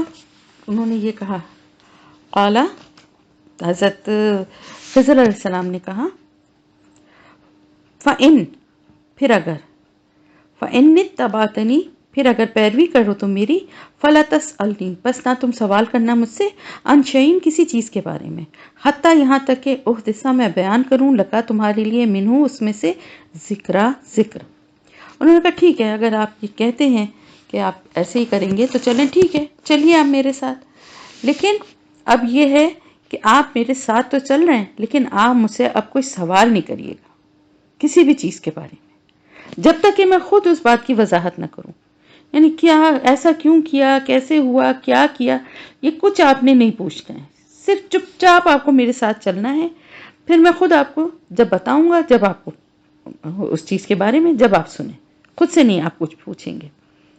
یہ طے ہو گیا، اور اب دونوں چل پڑے، فانطلقا، تو دونوں چل دیے، حتیٰ یہاں تک کہ اذا، جب، رکیبا، وہ دونوں سوار ہوئے، پھر سفینہ تھی، کشتی میں، خرقہا، تو اس نے پھاڑ دیا اس میں، قالا، کہا، اغرقتہا، کیا پھاڑ دیا تم نے اس میں، لتغرقا، تاکہ تم غرق کرو، اہلہا، اس کے سواروں کو، اہل کہتے ہیں رہنے والوں کو، لیکن یہاں پر ظاہر ہے کشتی کے رہنے والے اس کے سوار ہوں گے نا، اس کے سواروں کو، لقد، البتہ، بلا شبہ، جئتا، لائے تم، شیئن، ایک چیز، امرا، بڑی بھاری۔ اب کیا ہوا؟ انہوں نے کہا کہ اب آگے جب بڑھے تو چلتے چلتے دریا کے کنارے تھے تو وہ کشتی پہ بیٹھ گئے پار کرنے کے لیے، ٹھیک ہے۔ اب جب کشتی میں بیٹھے دونوں سوار ہوئے تو انہوں نے کیا کیا، پھاڑ دیا، یہ جو تھے اس کا تختہ جو ہے اکھاڑ کے، مطلب اس میں ایک سوراخ کر دیا۔ اغرقتہ ہے ایسے سوراخ کو کہتے ہیں جو ذرا بری طرح سے، جیسے ایک تو ہوتا ہے کہ کسی چیز سے کوئی سوراخ کر دیا جائے، کہ ہوتا ہے کہ اس میں بڑا سا ایک شگاف ڈال دیا جائے یا توڑ دیا جائے، ایسا انہوں نے اس کشتی میں کیا، اس کا کہتے ہیں کہ اس کا ایک تختہ اکھاڑ دیا تھا۔ اب موسیٰ علیہ السلام نے جب یہ دیکھا تو ظاہر ہے ان کو یہ بات بڑی عجیب لگی، اور بری بھی لگی کہ بھئی اسی کشتی پہ بیٹھ کے تو ہم سفر کر رہے ہیں اور آپ نے اسی کے کیا کیا، اسی کے بجائے اس کے کہ ان کے ساتھ کوئی بھلائی کرنے کے، اسی کا آپ نے تختہ اکھاڑ دیا تاکہ اس میں جو سوار ہیں وہ سب ڈوب جائیں۔ یہ تو بہت ہی بری بات آپ نے کی ہے، ایسا تو نہیں کرنا چاہیے تھا، عجیب بات ہے نا۔ قالا، اس نے کہا، علم، کیا نہیں، اقل، میں نے کہا تھا، انکا، بے شک تم، لن تستطیع، ہرگز نہیں تم استطاعت رکھو گے، معیہ صبرا، میرے ساتھ صبر کی۔ اب انہوں نے کہا کہ دیکھو تم نے پھر پوچھ لیا، میں نے تم سے کیا کہا تھا اس چیز کی، تمہارے اوپر، تمہیں اس کا علم نہیں ہے، یعنی انہوں نے ان کو کوئی الزام نہیں دیا، کوئی ان کا عیب نہیں گنایا، بلکہ کیا کہا کہ تمہیں اس کا علم نہیں ہے نا اس معاملے کا، تو تم نے اس میں، تمہیں بولنا نہیں چاہیے تھا اور اس پہ صبر کرنا چاہیے تھا۔ یہی بات میں نے تم سے کہی تھی کہ تم اس پہ صبر نہیں کر سکو گے، جب بھی تم کوئی ایسی خلاف عقل یا کوئی ایسی بات تمہیں نظر آئے گی تو تم صبر نہیں کر سکو گے، تو یہ تم نے دیکھو غلطی کی ہے۔ ان کو بھی احساس ہوا کہ بھئی بات غلط ہے، اگر علم حاصل کرنا ہے تو صبر سے استاد کی بات کو سننا بھی ہے اور ماننا بھی ہے، جب بھی علم حاصل کر سکتے ہیں۔ انہوں نے کہا، قالا، لا تؤاخذنی، نہ آپ مواخذہ کریں میرا، بما، ساتھ اس کے جو نسیتو، بھول گیا میں، ولا، اور نہ، ترہقنی، تو چھا جا مجھ پر، من امری، میرے معاملے میں، اسرا، تنگی کر کے یا سختی سے، یعنی مجھ سے سختی کا معاملہ نہ کیجیے۔ ان کو احساس ہو گیا نا کہ میں نے غلطی کی ہے، تو انہوں نے کہا دیکھیں ٹھیک ہے غلطی ہوئی ہے مجھ سے، لیکن اب آپ معاف کر دیجئے میری اس بھول کو جو مجھ سے ہو گئی ہے، اور اب میرے معاملے میں مجھ پہ زیادہ سختی نہ کریں۔ اس سے کیا پتہ چلتا ہے کہ استاد سے جب علم حاصل کرتے ہیں، سیکھ رہے ہوتے ہیں، تو اگر کوئی غلطی ہو جاتی ہے، کوئی بھول ہو جاتی ہے، تو کیا کہنا چاہیے کہ غلطی ہو گئی ہے، مان لینا چاہیے اور کہنا چاہیے کہ اب آپ درگزر کا معاملہ کیجئے، آئندہ ایسا نہیں ہوگا، میرے ساتھ سختی کا معاملہ نہ کیجئے اور مجھے اچھی طرح سے نصیحت کر کے سمجھا دیجئے، میں آئندہ ایسا نہیں کروں گا۔ انہوں نے یہی کہا کہ میں بھول گیا تھا، اب اس غلطی پہ آپ میرے اوپر سختی نہ کیجئے۔ فانطلقا، پھر دونوں آگے چل پڑے، حتیٰ یہاں تک کہ اذا، جب لقیہ، وہ دونوں ملے، غلامن، ایک لڑکے کو، فقتلہ، تو اس نے قتل کر دیا اس کو۔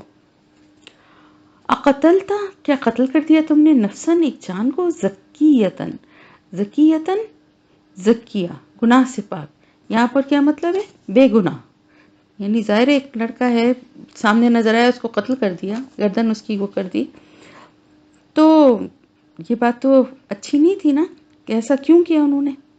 تو انہوں نے کہا کہ بھئی یہ تو آپ نے صحیح بات نہیں کی ہے، گناہ کی بات ہے، یہ تو لقد جئت شیئا نکرا، البتہ بلا شبہ یہ تو ایک قابل نفرت، ایک قابل انکار بات ہے، یعنی اس طرح کی بات تو نہیں کرنی چاہیے تھی آپ کو۔ اب کیا ہوا، بات یہ ہے کہ دیکھیں کچھ بات ایسی ہوتی ہے، جیسے اسلامی شریعت میں نے آپ کو بتایا کہ قتل کی ممانعت ہے ہمیشہ سے، انسانی جان کی حرمت ہے، تو بغیر کسی وجہ کے، یعنی کہ اگر کسی نے کسی کی جان لی ہو، اس طرح سے تو قتل کیا جا سکتا ہے، تو بغیر اس کے تو نہیں کیا جا سکتا۔ اب ظاہر ہے حضرت موسیٰ علیہ السلام تو پیغمبر تھے نا، تو پیغمبر ہونے کے ناطے بھی ان کا تو کوئی فرض تھا نا اپنی شریعت کے بارے میں کہ خلاف ورزی ہوتے دیکھتے، تو انہوں نے اپنے اس فرض کو پورا کرنے کے لیے بے اختیار ہو کر یہ بات کہی کہ یہ تو بڑی آپ نے ایک قابل نفرت، ایک بڑی نازیبا بات آپ نے کی ہے جو کہ آپ کو نہیں کرنی چاہیے تھی، ایسا کیوں کیا آپ نے، کسی کی جان آپ نے بغیر کسی وجہ کے ایک معصوم بے گناہ کو کیوں مار دیا۔ اب 16ویں پارے پہ آ جائیے۔ قالا، اس نے کہا، علم، کیا نہیں، اقل، میں نے کہا تھا، لکا، تمہیں، انکا، بے شک تم، لن، ہرگز نہیں، تستطیع، تم استطاعت رکھتے، معیہ، میرے ساتھ، صبرا، صبر کی۔ انہوں نے کہا پھر تم نے بیچ میں سوال کیا، کیا میں نے تم سے کہا نہیں تھا کہ جو کچھ میں کروں گا تم استطاعت نہیں رکھتے اس کو سمجھنے کی، اور میرے ساتھ رہ کے تم صبر نہیں کر سکو گے، میں نے پہلے ہی تمہیں کہا تھا۔ قالا، کہا موسیٰ نے، ان سالتوں کا، اگر سوال کروں میں تم سے، ان شیئن، کسی چیز کے بارے میں، بعدہا، اس واقعے کے بعد، یعنی بعد اس واقعے کے، فلا تو نہ تو صاحبنی، تم رکھنا مجھے، قد بلا شبہ بلغتا پہنچ گئے تم، من لدنی میری طرف سے، عذر کو. انہوں نے کہا دیکھیں، تو ان کو تھوڑی شرمندگی بھی ہوئی. انہوں نے کہا واقعی میں منع بھی کیا تھا، پھر میں نے سوال کر لیا. لیکن دیکھیں ہر دفعہ جو ہے بات ایک ایسی بات تھی کہ جس پہ ایک انسان رہ نہیں سکتا تھا نا. خیر انہوں نے کہا کہ اب دیکھیں آپ کی بات صحیح ہے، اب میری طرف سے آپ عذر کو پہنچ گئے ہیں، یعنی میری طرف سے یہ آخری عذر تھا، میری طرف سے یہ معذرت ہے کہ اگر اب آگے میں کسی چیز کے بارے میں آپ سے کوئی سوال کروں، کسی بھی واقعے کے بارے میں، اب آگے جو کچھ بھی ہوگا یہ لاسٹ ہے، اس واقعے کے بعد اب جو کچھ بھی ہوگا تو آپ مجھے ساتھ مت رکھیے گا. اب میری طرف سے آپ سے معذرت ہے، یہ آپ میری طرف سے آپ عذر کو پہنچ گئے، یعنی میری طرف سے اب آپ کو کوئی آپ کو جتنا مجھے مطلب کہتے ہیں نا کہ جتنے چانسز دینے تھے وہ آپ نے دے دیا، کوئی آپ کی طرف سے کوئی وہ نہیں. فانطلقا، پس وہ دونوں چل دیے، حتیٰ یہاں تک کہ اذا جب اتایا وہ دونوں آئے، اہل قریۃ نستطعما، اہل قریہ ایک بستی والوں کے پاس، نستطعما ان دونوں نے کھانا مانگا، اہلہا اس کے رہنے والوں سے، فابوا تو انہوں نے انکار کر دیا، ان یضیفوہما کہ وہ مہمان بنائے انہیں، فوجدا تو ان دونوں نے پائی، فیہا اس میں، جدارن ایک دیوار، یریدو وہ چاہتی تھی، ان کہ ینقضا وہ ٹوٹ گرے، فقامہ تو اس نے قائم کر دیا اس کو، سیدھا کر دیا اس کو، قالا اس نے کہا، یعنی حضرت موسیٰ علیہ السلام نے کہا، لو اگر شئتا چاہتے تم، لتخذتا البتہ لے لیتے تم، علیہ اس پر، اجرا کوئی اجرت. اب کیا ہوا؟ اب آگے چلتے چلتے یہ ایک بستی میں پہنچے. اب وہاں بستی والوں کے پاس آنے کے بعد انہوں نے ان دونوں نے کھانا مانگا. اب اس زمانے کا طریقہ یہی تھا کہ جو بھی مسافر ہوتا تھا وہ آتا تھا، اور تو بستی والے جو ہیں ان کی ذمہ داری ہوتی تھی کہ ان کو کھانے کی اور آرام کی، رہنے کی جگہ دی جائے. کیونکہ اس دور میں دیکھیں اس طرح جگہ جگہ hotel, rest house, guest house یہ سب تو بنے ہوئے ہوتے نہیں تھے نا کہ انسان جائے اور وہاں کمرہ بک کروائے اور وہاں جا کے ٹھہر جائے. مسافر ہوتے تھے، لمبے سفر سے آتے تھے، بعض دفعہ اتنے پیسے بھی نہیں ہوتے تھے، تو بستی والوں کا یہ فرض ہوتا ہے، ہر جگہ یہ اصول تھا کہ جو مسافر آتے تھے ان کو کچھ کھانے کا سامان اور کچھ آرام کی جگہ ان کو دے. یہ طریقہ تھا. لیکن بعض بستی کے لوگ اتنے سخت دل تھے، بعض بستیوں کے لوگ ایسے ہوتے تھے، جیسے حضرت شعیب علیہ السلام کی بستی کے لوگ تھے جو لوٹ لیا کرتے تھے مسافروں کو، یا بعض بستیوں کے لوگ ایسے تھے جو انکار کر دیتے تھے، نہیں دیتے تھے. آپ دیکھیں اسلام میں بھی جو ہم پڑھتے ہیں نا صدقے کے مصارف ہیں یا زکوٰۃ کے، تو اس میں ابن السبیل کا بھی ہم پڑھتے ہیں نا کہ راستے کے بیٹے یا مسافروں کا، تو ہمیں حیرت ہوتی ہے نا کہ مسافروں کا تو آج کے دور کی بات نہیں، یہ ہمیشہ کی ہے. اور آج کے دور میں بھی آپ دیکھیں بعض دفعہ انسان سفر میں ہوتا ہے، بعض دفعہ کسی لمبے سفر سے آتا ہے، اس سے ایڈریس کھو جاتا ہے. خیر آج کل تو فراڈز بہت ہوتے ہیں، اس لیے بہت کیئرفل رہنا چاہیے.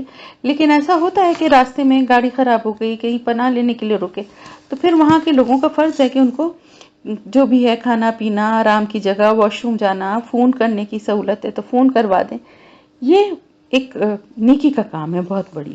تو انہوں نے جب کھانا مانگا تو اس بستی کے لوگ جو تھے وہ سخت دل تھے، اچھے نہیں تھے میرے خیال سے، باقی اللہ بہتر جانتا ہے، اتنی تفصیل تو نہیں ہے، بس یہ ہے کہ انہوں نے کھانا دینے سے انکار کر دیا اور ان کی مہمان نوازی بھی نہیں کی، یعنی یہ کہ ان کو رہنے کی بھی کوئی جگہ نہیں دی، کھانے کو بھی کچھ نہیں دیا. تو پھر ان دونوں نے کیا، اب ظاہر ہے نہ کھانا ملا نہ ٹھہرنے کا ملا، تو آگے بڑھنے لگے تو دیکھا راستے میں ان دونوں نے دیکھا کہ ایک دیوار ہے کہ جو چاہتی تھی کہ وہ گر پڑے. اب یہاں پر دیوار چاہتی تھی کہ دیوار بھی کچھ چاہ سکتی ہے. یہ بات اگر آپ سوچیں، ایک تو اس کا میننگ یہ بھی ہو سکتا ہے کہ دیوار چاہتی تھی کا مطلب یہ ہے کہ بس گرا ہی چاہتی تھی، لگ رہا تھا کہ بس گر ہی جائے گی. اور ایک بات یہ ہے کہ دیوار چاہتی تھی واقعی، تو کیا بے جان چیزیں بھی کچھ چاہ سکتی ہیں؟ تو اس کی ہم اگر تفصیل دیکھیں تو بہت ساری چیزیں ایسی ہیں کہ جو بے جان ہیں لیکن وہ جذبات رکھتی ہیں.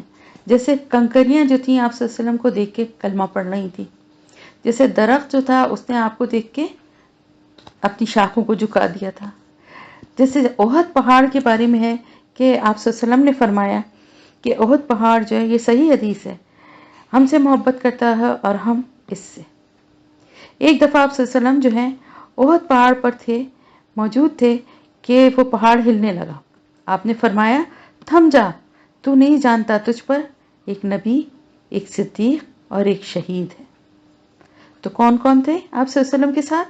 حضرت ابو بکر صدیق رضی اللہ تعالیٰ عنہ اور حضرت عمر فاروق رضی اللہ تعالیٰ عنہ. تو وہ ٹھہر گیا. پھر اسی طرح ہم نے حنانا، جو میں نے آپ کو پوسٹ بھی شیئر کی تھی، کہ جو درخت کا تنا تھا جو کہ منبر تھا آپ صلی اللہ علیہ وسلم کا سوکھا ہوا تنا، وہ کس طرح بلک بلک کے رو رہا تھا. پھر اسی طرح زمین کے بارے میں بھی یہ جو ہے بات کہی جاتی ہے کہ جب کوئی نیک انسان مرتا ہے تو زمین روتی ہے کہ یہ انسان مجھ پر سجدے کرتا تھا اور آج میں اس کے سجدوں سے محروم ہو جاؤں گی. اسی طرح کوئی ظالم اور برا انسان مرتا ہے تو زمین شکر کرتی ہے کہ اس کے بوجھ سے میں آزاد ہو گئی. تو یہ کچھ مثالیں میں اس لیے بتا رہی تھی کہ اس سے ہمیں یہ پتہ چلے. پھر قیامت کے دن بھی آپ دیکھیں کہ قدموں کے نشان بھی گواہی دیں گے، اور یہ سب زمین کا حصہ ہے نا.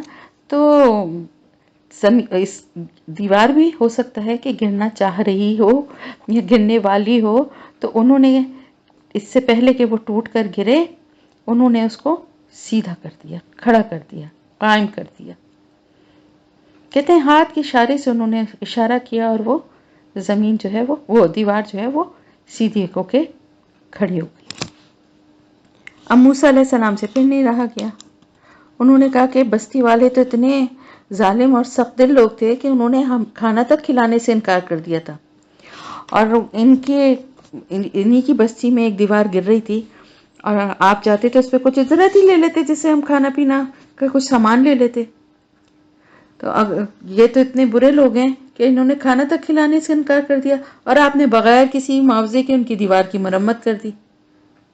اچھا ہوتا نا کہ آپ کچھ پیسے لے لیتے، ان سے کچھ اجرت لے لیتے.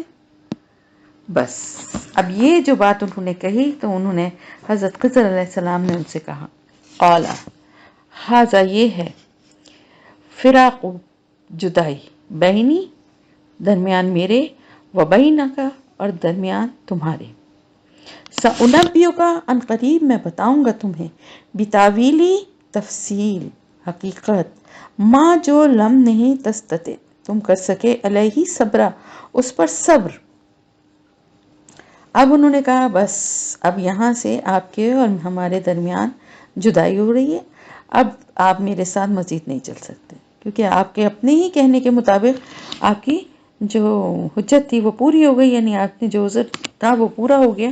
تیسری دفعہ آپ نے یہی کہا تھا، تو بس اب وہ بات ختم ہو گئی. اسی بات پر آپ صلی اللہ علیہ وسلم نے فرمایا تھا کہ کاش موسیٰ علیہ السلام صبر کر لیتے تو ہم کچھ اور باتیں بھی جان لیتے.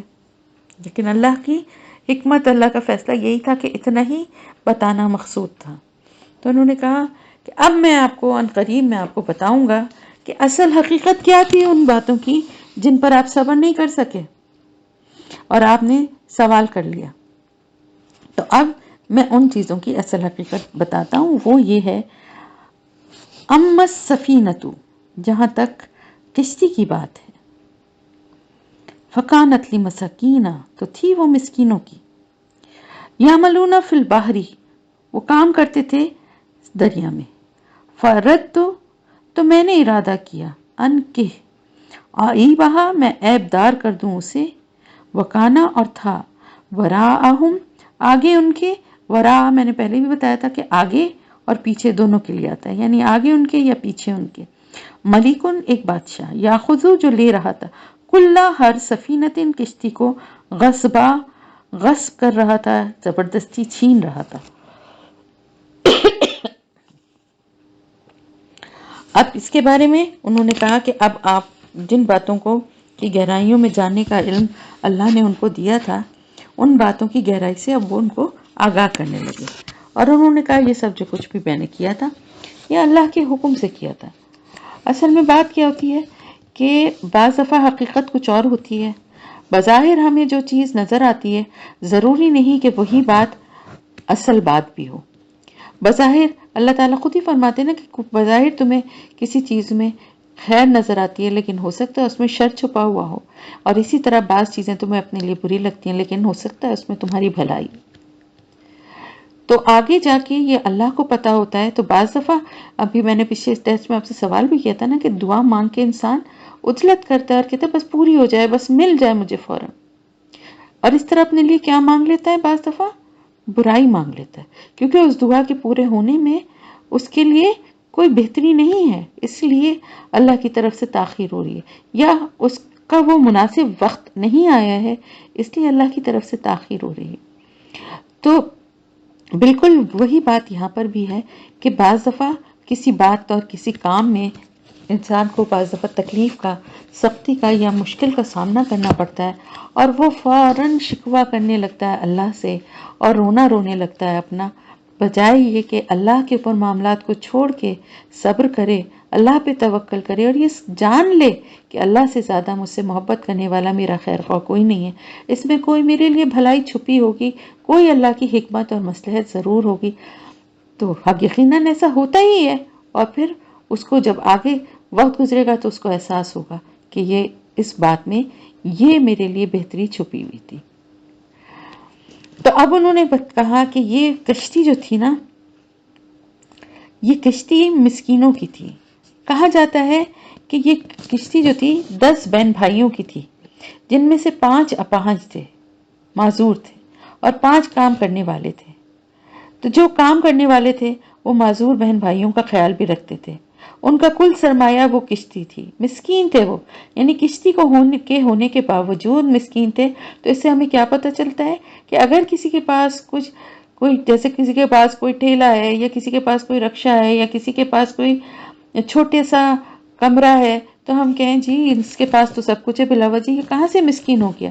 مسکین کا مطلب یہ ہوتا ہے کہ جس کا گزر بسر آسانی سے اچھی طریقے سے نہ ہو رہا ہو، کھانے پینے کے لالے ہوں، بہت مشکل سے کھینچ تان کے گزارا ہو، ضروریات زندگی ہی پوری نہیں ہو پا رہی ہیں، تو وہ مسکین ہے نا۔ تو وہ کشتی سے جتنی بھی جو کمائی ہوتی تھی اس سے وہ اپنی گزر بسر کر رہے تھے۔ خضر علیہ السلام نے ان کی کشتی کو اس لیے نقصان پہنچایا تھا کہ آگے ایک بادشاہ تھا جس کو کوئی جنگی مہم پیش آ گئی تھی، اور اس کی وجہ سے وہ اپنے قریب کے علاقوں سے ساری کشتیاں زبردستی لے رہا تھا، چھین کے لوگوں سے لے رہا تھا۔ تو ان غریبوں کے پاس یہی ایک کشتی تھی، اگر وہ بھی چھن جاتی تو وہ بیچارے اپنا گزر بسر کیسے کرتے؟ تو بھوکے مر جاتے، اور نہ صرف وہ بلکہ وہ 5 جو بیچارے معذور تھے وہ بھی مر جاتے، کھانے کا نہیں ہوتا۔ تو اس لیے کہ بادشاہ اس کشتی کو نہ چھینے، اس سے بچانے کے لیے انہوں نے اسے عیبدار کر دیا تھا کہ جب بادشاہ دیکھے گا اس کا تختہ ہی ٹوٹا ہوا ہے تو بری حالت ہے کشتی کی، یہ تو میرے کام کی نہیں ہے، لے بھی گیا تو یہ کہیں ڈوب گئی یا کچھ ہوا تو نقصان ہی ہوگا، تو وہ اس کو چھوڑ دے گا یہ سوچ کر۔ اور جہاں تک جو تختہ اکھاڑا تھا یا جو توڑا تھا تو وہ کوئی ایسی بڑی بات نہیں تھی، وہ بھائی بعد میں پھر مل کر اس کی مرمت کر کے اس کو صحیح کر لیں گے، وہ تو کوئی ایسی بڑی بات نہیں ہے۔ تو اس طرح ان کی روزی کا معاملہ چلتا رہے گا۔ تو اس سے کیا پتا چلا کہ وہ تختہ ان لوگوں کے لیے بھلائی کے لیے توڑا گیا تھا، ان کو نقصان پہنچانے کے لیے نہیں توڑا گیا تھا۔ پھر آگے جو وَأَمَّا الْغُلَامُ فَكَانَ تو تھے ابواہو والدین اس کے مومنینی دونوں مومن، فخشینا تو ڈر ہوا ہمیں، ان یرہقہما کہ وہ تکلیف دے گا انہیں، غالب آ جائے گا ان دونوں پر، طغیانا و کفرا سرکشی اور کفر سے۔ اچھا اب کیا ہوا کہ وہ انہوں نے جس لڑکے کو مارا تھا اللہ کی طرف سے ان کو جو ہے یہ بتا دیا گیا تھا، یعنی جو علم اللہ نے ان کو دیا تھا اس علم سے ان کو یہ بات پتہ چل گئی تھی کہ یہ لڑکا جو ہے یہ آگے بڑا ہو کے جو ہے نا یہ ایک سرکش اور ناشکرا ہوگا اور اپنے والدین کے لیے تکلیف کا باعث بنے گا۔ اور کیونکہ بچے کے والدین نیک اور صالح لوگ تھے تو یعنی دونوں، ماں بھی اور باپ بھی، کیونکہ دونوں کا یہاں ذکر ہے، تو والدین اس کے جو ہیں وہ دونوں مومنین تھے، نیک اور صالح تھے، اس لیے اللہ نے چاہا کہ اس بچے کے بدلے، یعنی بچہ تو بڑا ہو کے ان کے لیے مصیبت اور تکلیف میں ڈالنے والا تھا، تو اس اس کے بدلے اللہ پاک انہیں ایک ایسا فرزند، ایک ایسا بیٹا دے گا جو پاکیزہ اور پرہیزگاری میں، پاکیزگی میں وہ اس سے بہت بہتر ہوگا۔ تو کیونکہ ان کو یہ اندازہ ہو گیا تھا اللہ کے دیے ہوئے علم کی وجہ سے کہ یہ بچہ آگے چل کے ان کے لیے بہت تکلیف کا باعث بنے گا، اس لیے انہوں نے یعنی سرکش اور جو ہے کفر، یعنی ایمان، وہ ماں باپ مومنین تھے لیکن وہ بچہ جو ہے وہ مومن بھی نہیں ہوگا، تو اس لیے انہوں نے اس کو مار دیا۔ فاردنا، تو ارادہ کیا ہم نے، یبدلہما، کہ بدل کر ان دونوں کو دیں، رب ان دونوں کا، خیرم منہ، بہتر اس بچے سے، بہتر اس سے یعنی اس بچے سے، زکاتن، پاکیزگی میں، وہ اقربا، اور زیادہ قریب، رحمہ، رحمت میں۔ تو اللہ تعالیٰ فرما رہے کہ اللہ تعالیٰ نے ارادہ کی، اللہ کے بدل دے ان دونوں کو، ان دونوں کا رب یعنی اللہ ان کو، ان کی ماں باپ کی نیکی اور ان کے ایمان کی وجہ سے اللہ تعالیٰ نے ان کے لیے کیا فیصلہ کیا کہ اس کے بدلے میں اللہ پاک اس بچے کے بدلے میں انہیں ایک ایسے بچے کو دے گا، یعنی اس بچے کے بدلے میں دوسرا بچہ دے گا جو کہ زکا یعنی پاکیزہ ہو، گناہوں سے پاک ہو۔ تو گناہوں سے پاک تو ویسے کوئی بھی انسان نہیں ہوتا، لیکن گناہوں سے پاک وہ انسان ہے، یہاں پہ انسانوں کے لیے گناہوں سے پاک وہ ہے کہ جو گناہ اگر ہو بھی جائے نا تو اس پہ نادم ہو کے توبہ کرتا ہے، اللہ سے معافی مانگتا ہے، تو پھر وہ گناہوں سے پاک ہی ہو جاتا ہے۔ اور زیادہ قریب ہو رحمت میں، یعنی ماں باپ کو خوشی اور سکھ دینے والا ہو۔ تو اب اللہ تعالیٰ نے چاہا کہ اس بچے کے بدلے، یعنی وہ بچہ جو کہ سرکشی میں اور کفر میں ان کو تکلیف میں مبتلا کرتا، ایک ایسا بیٹا ان کو عطا فرمائے جو کہ نیک ہو، پرہیزگار ہو، پاکیزہ ہو، اور بہت ہی مروت اور محبت والا ہو، اس سے بہت بڑھ کر ہو۔ تو وقتی طور پر تو بچے کے فوت ہونے سے ظاہر ہے ماں باپ پہ تو غم کا پہاڑ ٹوٹ پڑا ہوگا، لیکن در حقیقت یہ سب کچھ ان کی بہتری کے لیے ہی کیا گیا تھا، آگے ان کو اس کا انعام بھی ملنے والا تھا۔ تو بظاہر کیا لگ رہا تھا کہ ان کے کسی کے بیٹے کو مار دیا، لیکن در حقیقت آگے ان کے لیے کیا ہے، اللہ کی طرف سے انعام بھی ملنے والا تھا۔ کیونکہ دیکھیں والدین کو تو صبر نہیں آتا، لیکن بہت بڑا یہ تکلیف ہے اولاد کا، خدا نخواستہ اولاد کی جو تکلیف ہوتی ہے، لیکن اللہ کی حکمت پر وہ نیک مومنین تھے، انہوں نے معاملے کو چھوڑ کر وہ صبر کریں گے، اللہ کو معلوم تھا، تو ان کو اللہ پھر ان کے صبر کے بدلے، اور جو انہوں نے اپنے اس بچے کی تکلیف پہ جو صبر کیا، اللہ اس سے بہتر ان کو اولاد دے گا۔ وہ عمل جدارو، اور جہاں تک بات ہے دیوار کی، فکانہ لغلامین، پس وہ تھی دو لڑکوں کی، یتیمین، دونوں یتیم تھے، فی المدینہ، شہر میں، وکانا، اور تھا، تحتہ، نیچے اس کے، کنزن، ایک خزانہ، لہما، ان دونوں کا، وکانا، اور تھا، ابوہما، ان دونوں کا باپ، صالحہ، نیک، فارادہ، تو ارادہ کیا، ربو کا، تیرے رب نے، آئیں یبلغا، کہ وہ دونوں پہنچے، اشدہما، اپنی جوانی کو، ویستخرجا، اور وہ دونوں نکالیں، کنزہما، اپنے خزانے کو، رحمتم من ربک، بطور رحمت تیرے رب کی طرف سے، وما، اور نہیں، فعلتہ، کیا میں نے اسے، ان امری، اپنی رائے سے، اپنے حکم سے، ذالک، یہ ہے، تعویل، حقیقت، ما، جو لم تستطع، نہیں تم استطاعت رکھ سکے، علیہ، اس پر، صبر کی۔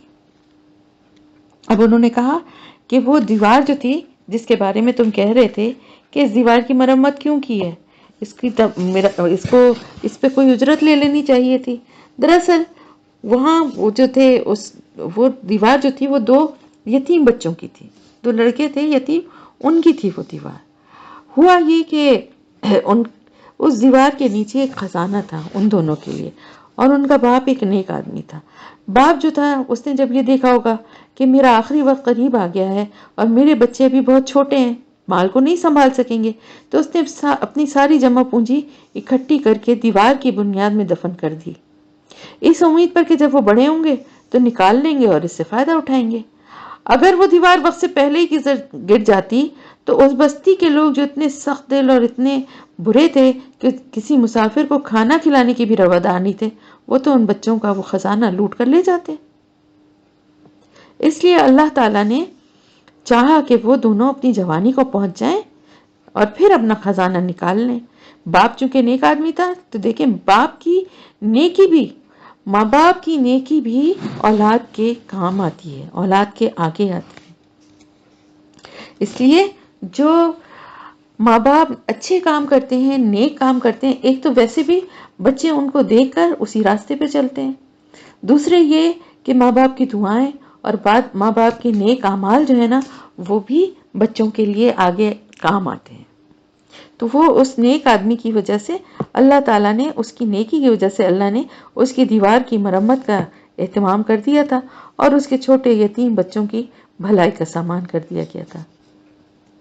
تو انہوں نے آگے کہا کہ یہ سارے کام جو میں نے کیے یہ آپ کی رب کی رحمت سے کیے، اور میں نے اپنی مرضی سے انہیں نہیں کیا تھا. یہ سارے کام میں نے اپنی مرضی سے نہیں کیے، یہ سب اللہ کی رحمت کا مظہر تھے، اللہ ہی کے فیصلے تھے، اللہ کے ہی حکم سے ان کی تعمیل ہوئی ہے، یعنی اپنی مرضی سے ان میں کچھ نہیں کیا. تو ان کاموں کے سلسلے میں اللہ کی احکامات کے پہ عمل کرنے والے اللہ کے وہ بندے حضرت خضر تھے. اب وہ ولی اللہ تھے یا کوئی فرشتے، اس سے کوئی فرق نہیں پڑتا. اس سارے واقعے میں اصل بات جو سمجھنے کی ہے وہ یہ کہ اللہ کے ایسے تمام بندے اور فرشتے بھی اس میں شامل ہیں، یہ قضاء و قدر یعنی موت اور زندگی اور زندگی کے معاملات کی تمام معاملات کے سپاہی ہیں، یعنی اللہ کی فوج ہیں یہ، اور اللہ کے ان احکامات کو نافذ کر رہے ہیں جن کا تعلق صرف شریعت سے نہیں ہے بلکہ دنیا میں جو واقعات اور حادثات رونما ہوتے ہیں ان میں جو اللہ پاک کی مشیت سے جو اللہ چاہتا ہے اس کو کرنے والے ہیں. تو بعض دفعہ ایسا ہوتا ہے کہ ہم کسی بھی واقعے یا کسی بھی حادثے کے صرف ظاہری پہلو کو دیکھتے ہیں، اس پر ہی خوش ہوتے ہیں، اسی پہ غم زدہ ہوتے ہیں، اسی پہ دل دکھاتے ہیں. لیکن ہمارا ایمان اور یقین یہی ہونا چاہیے کہ اللہ تعالیٰ کی طرف سے جو کچھ ہوتا ہے اس میں خیر اور بھلائی ہوتی ہے، اور ہمیں اللہ کی رضا پہ راضی رہنا چاہیے. تو دیکھیں اصل بات کیا ہے؟ اصل بات ہے ایمان بالغیب، یعنی اللہ پاک نے جو کچھ بتایا ہے، جتنا بتایا ہے اس پہ ہمارا ایمان ہے. تو انہوں نے کہا یہ ہے اصل حقیقت ان باتوں کی جن پر آپ صبر نہ کر سکے.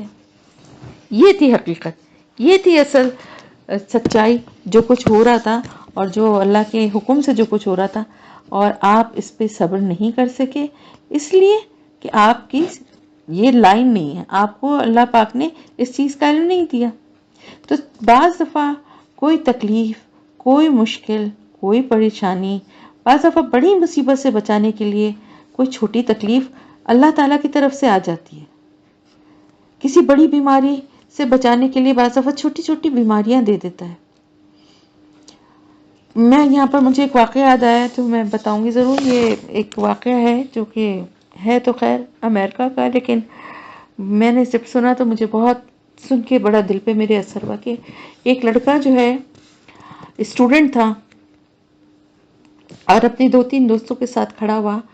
کالج کے سامنے کوئی کیفے یا کوئی ریسٹورنٹ تھا، اس کے باہر کھڑا ہوا باتیں کر رہا تھا کہ ایک ٹرالر جو ہے وہ بے قابو ہوا اور اس نے اس کا رخ ایسا تھا کہ وہ اس نے ایسے اینگل سے ٹکر ماری کہ وہ ٹکر مار کے اس لڑکے کو یعنی دیوار توڑتا ہوا دھکا دیتا ہوا وہ لڑکا گر گیا. باقی اس کے ساتھ جو دوست تھے ان کو کچھ بھی نہیں ہوا.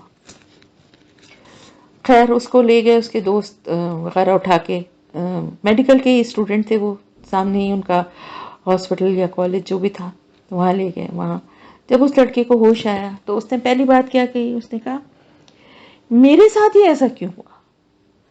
وہ میرے دوست بھی تو میرے ساتھ کھڑے تھے، ان کو تو ذرا سا بھی کچھ نہیں ہوا، سے میں ہی تھا کہ مجھے ہی اس ٹرالر کو ٹکر مارنی تھی جو مجھے اتنی شدید چوٹیں آئی ہیں اور میرا اتنی سرجری ہوئی ہے.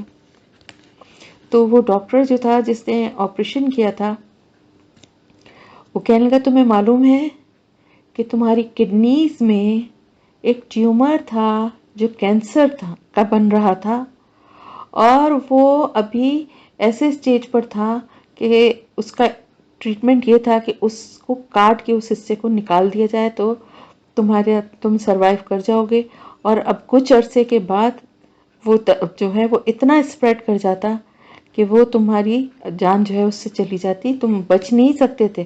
وہ ایسی جگہ پہ تھا کہ پتہ چلتے چلتے بھی، یعنی جب تک وہ ایسے اتنی اذیت اور تکلیف والے سٹیج پہ آتا کہ کچھ ڈائگنوز ہو سکے، وہ ناقابل علاج ہو چکا ہوتا۔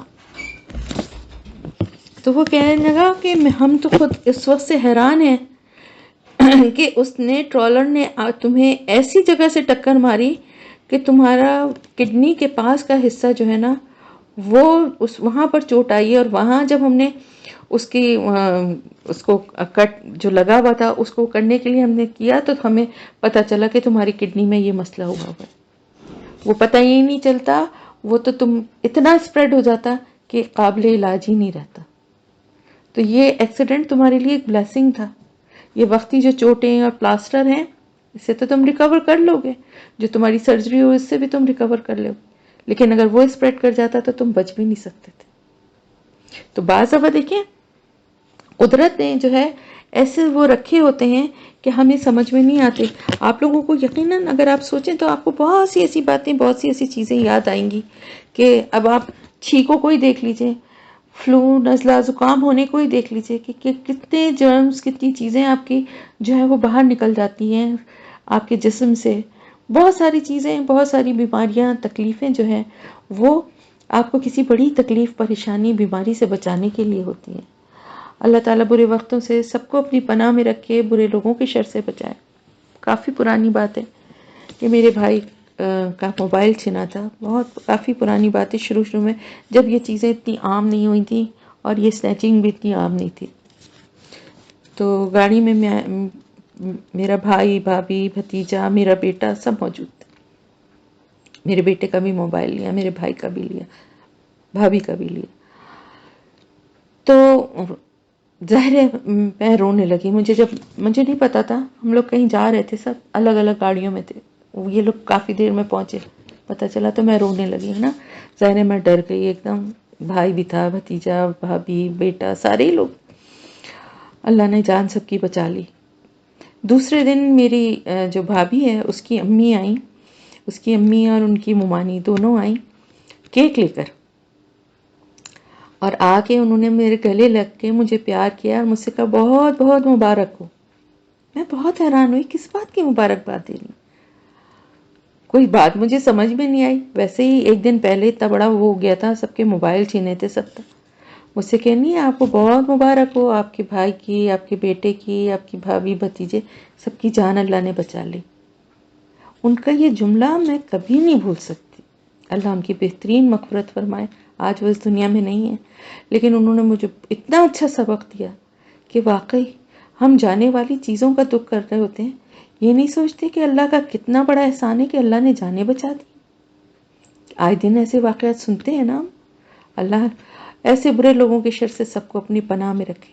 تو کہنے کا مقصد یہ ہے کہ بعض دفعہ کوئی تکلیف، کوئی چھوٹی پریشانی، کوئی ایسی مصیبت ہمیں بظاہر لگ رہی ہوتی ہے کہ جو ہمیں لگتا ہے کہ یہ ہمارے لیے بہت تکلیف دہ ہے، لیکن اللہ نے وہ ہمیں کسی اور بہت بڑے غم سے، کسی بیماری سے، کسی پریشانی سے بچانے کے لیے اللہ پاک نے ہمارے ساتھ کیا تھا۔ تو یہاں پر یہ واقعہ الحمدللہ جو ہے وہ ختم ہو گیا، جو کہ حضرت خضر علیہ السلام کا تھا، حضرت موسیٰ علیہ السلام کا تھا۔ اور آگے اب ایک نیا قصہ شروع ہو رہا ہے جو کہ فوراً ہی شروع ہو گیا۔ آپ کو بتایا تھا نا کہ کچھ سوالات کیے تھے قریش کے لوگوں نے آپ صلی اللہ علیہ وآلہ وسلم سے، جو کہ ان کو اہل کتاب نے بتائے تھے۔ تو اہل کتاب کے مشورے سے جو یہ سوال کیے گئے تھے اس کا مقصد یہ تھا کہ ان سوالوں کا جواب نبی کے سوا کوئی دے ہی نہیں سکتا۔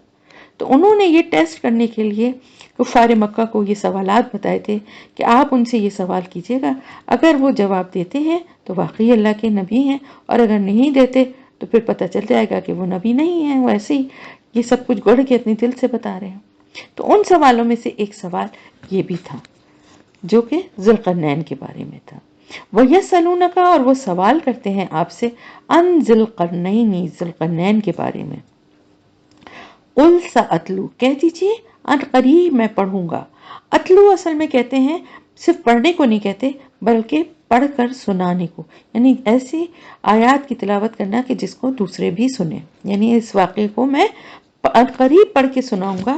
علیکم تم پر، منہ اس میں سے ذکرہ کچھ حال، کچھ واقعات ذوالقرنین کے بارے میں قریب تمہیں پڑھ کر سناؤں گا. یعنی جو اللہ کی طرف سے بتایا جائے گا تو وہ کچھ واقعات کچھ ذکر میں بتاؤں گا. کچھ ذکر کیوں؟ کیونکہ کچھ حالات یا بعض حالات بتائے جائیں گے جتنا کہ جاننا ضروری ہے. سارے کے سارے ان کی زندگی کی پوری کہانی یا ان کی زندگی کا پورا قصہ جو ہے وہ یہاں نہیں بتایا جا رہا. جیسے کہ میں نے پہلے بھی آپ کو بتایا تھا کہ صرف اسی قدر اتنا ہی یہاں پر ذکر ہوتا ہے قرآن میں کسی بھی شخص یا جگہ کے بارے میں جتنا کہ ضروری ہوتا ہے جاننے کے لیے، علم حاصل کرنے کے لیے، نصیحت حاصل کرنے کے لیے. اتنی ہی بات اور اتنا ہی ذکر کیا جاتا ہے. انا بے شک ہم نے مکنہ اقتدار دیا تھا ہم نے لہو اسے فی الارضی زمین میں، وآتیناہ اور دیے تھے ہم نے اسے من کلی شیء سببا ہر چیز میں سے اسباب. اسباب کیا ہے؟ سبب ویسے کہتے ہیں رسی جس کے ذریعے ایک جگہ ایک چیز سے دوسری چیز تک پہنچا جا سکتا ہے. تو اسباب بھی دراصل وہی وہ چیزیں ہیں جو ہر وہ چیز جو دوسری چیز تک رسائی یعنی پہنچنے کا ذریعہ بنے. جیسے کہ استاد بھی ایک سبب ہے نا. کس چیز کا سبب ہے؟ انسان کو اگر علم دینے کا، شعور دینے کا ذریعہ کون ہے؟ استاد ہے. دین کا علم سکھانے والے اللہ کے قریب کرنے کا ذریعہ ہیں، جنت تک پہنچانے کا ذریعہ ہیں. تو استاد جو ہیں وہ کیا ہے؟ وہ بھی سبب ہے. اسی طرح دنیا میں جس کے لیے جس کو جس چیز کی ضرورت ہوتی ہے وہ اس کے اسباب اللہ اس کو مہیا کر دے تو وہ کہتا ہے میرے پاس تو سب کچھ ہے نا. تو اللہ تعالیٰ فرمانے من کلی شیء ہر چیز میں سے، ہر چیز سے مطلب کیا ہے کہ وہ ایک بادشاہ تھے. بادشاہ ہونے کی اپنی حکومت کے لیے ان کو جن جن چیزوں کی، فوج کی، ہتھیار کی، خزانے کی اور جو کچھ بھی ضرورت تھی وہ سب انہیں حاصل تھا. اب وہ کون تھے ان کے بارے میں آپ کو تھوڑی سی ڈیٹیل بتا دوں، پھر ہماری تفسیر ختم ہو جائے گی. ٹھیک ہے. بات یہ ہے کہ ذوالقرنین کا نام سب سے پہلے جو ہے وہ اس کا کیا مطلب ہے؟ ذو کا مطلب ہے والا. ذوالفضل ہم اللہ تعالیٰ کے لیے کہتے ہیں نا فضل والا. ذو کا مطلب ہے والا اور قرن کا مطلب ہے کنارے، دو کنارے. تو ذوالقرنین کا مطلب ہوا دو کناروں والا. اسی طرح سینگ کو بھی قرن کہتے ہیں، یعنی دو سینگوں والا. اب وہ کون تھے ان کے بارے میں مختلف آراء ہیں. بعض کا کہنا ہے، جو کہ بہت کم لوگ ہیں، کہ یہ سکندر اعظم تھا. لیکن یہ بات بالکل بھی درست نہیں لگتی. کیوں؟ اس لیے کہ سکندر مومن نہیں تھا، جبکہ ذوالقرنین صاحب ایمان تھے، عادل بادشاہ تھے. قرآن میں ان کے بارے میں ذکر ہے کہ انہوں نے دنیا کا ایک بڑا حصہ فتح کیا. اس بات کی وجہ سے لوگ تھوڑا کنفیوز ہو جاتے ہیں کیونکہ سکندر نے بھی دنیا کا ایک بڑا حصہ فتح کیا تھا، لیکن سب سے بڑی بات یہ ہے کہ وہ مومن نہیں تھا. دوسری گروہ کی رائے یہ ہے کہ یہ ایک رومی بادشاہ تھا جس نے روم کے علاوہ ایران کو فتح کیا تھا اور اس طرح ان دونوں پر حکومت کی تھی اور دنیا کا ایک بڑا علاقہ ان کی حکومت میں شامل تھا. بہت وسیع اسباب کا مالک تھا اور بہت بڑی سلطنت کا مالک تھا اور بہت عادل اور ایک اچھا بادشاہ تھا. اسی وجہ سے اس کو ذوالقرنین کہا گیا ہے. اور قرن سے مراد زمین کے کنارے بھی ہیں، یعنی مشرق اور مغرب. قرنین یعنی دو کنارے، مشرق اور مغرب، ان کو بھی قرن کہنا حدیث سے ثابت ہے. بخاری کی صحیح حدیث ہے، سورج کے بارے میں فرمایا کہ وہ شیطان کے دو سینگوں کے درمیان سے طلوع ہوتا ہے. تو اس کی حکومت کیونکہ مشرق سے مغرب تک پھیلی ہوئی تھی، اس لیے بعض نے کہا کہ یہ اس وجہ سے اس کو ذوالقرنین کہا گیا. بعض نے کہا کہ اس کے بال بہت گھنے تھے اور اس کو دو لٹوں کی شکل میں اس نے ڈیوائیڈ کر کے اس طرح سے اپنے سر پہ باندھا ہوا تھا کہ وہ سینگ لگتے تھے.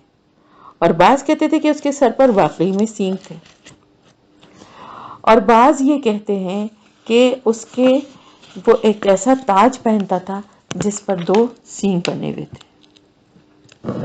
تو یہ ساری باتیں اس کے بارے میں کہی جاتی ہیں، جس کی وجہ سے اس کا نام ذوالقرنین، یعنی اس کا لقب جو ہے وہ ذوالقرنین تھا، اس کو ذوالقرنین کہا جاتا تھا۔ اب وہ کہاں، کون سا دور تھا اور کہاں کا وہ تھا، یہ تو بتا دیا کہ روم اور ایران دونوں اس کی حکومت میں شامل تھے۔ اب میں نے آپ کو بتایا تھا بنی اسرائیل کا کہ جو ان کی تباہی ہوئی تھی، تو اس دور کی یہ بات ہے کہ جب بابل کے جو حکمران تھا بخت نصر، اس نے ہیکل سلیمانی کو تباہ و برباد کر دیا تھا اور بنی اسرائیلیوں کو قیدی بنا کر اپنے ساتھ لے گیا تھا۔ وہاں بھیڑ بکریوں کی طرح لوگوں میں انہیں بانٹ دیا تھا غلام بنا کے۔ انہی میں دانیال علیہ السلام جو کہ پیغمبر تھے وہ بھی موجود تھے، وہ بھی گرفتار ہوئے تھے۔ تو اس گرفتاری میں اللہ نے انہیں خواب کے ذریعے خوشخبری دی تھی کہ ایک 2 سینگوں والا شخص تم لوگوں کی رہائی کا سبب بنے گا۔ اور جب اس ذوالقرنین نے ایران کو فتح کیا، یعنی پہلے روم کو کیا پھر ایران کو جب فتح کیا، تو بابل کا علاقہ بھی فتح ہو گیا، اور بابل کا ہی حکمران تھا بخت نصر۔ تو جب وہ علاقہ فتح ہو گیا تو ذوالقرنین کے حکم سے ہی بنی اسرائیل کو بھی رہا کر دیا گیا، اور یہ واپس اپنے علاقے کو لوٹے، اور پھر وہاں جا کر دوبارہ انہیں اقتدار ملا، اور کچھ عرصے کے بعد پھر ان میں وہی برائیاں پیدا ہوئیں، تو پھر ان پر ٹیٹس نے حملہ کیا۔ تو اس وقت دنیا کی 2 بڑی سپر پاورز تھیں، روم اور ایران، اور ان دونوں پر ہی ذوالقرنین کی حکومت تھی۔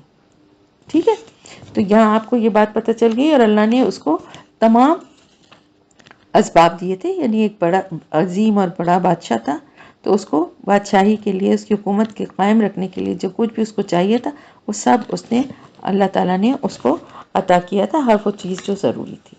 تو یہاں پر الحمدللہ آپ کی تفسیر کمپلیٹ ہوئی، آگے انشاءاللہ اگلے اس میں کریں گے۔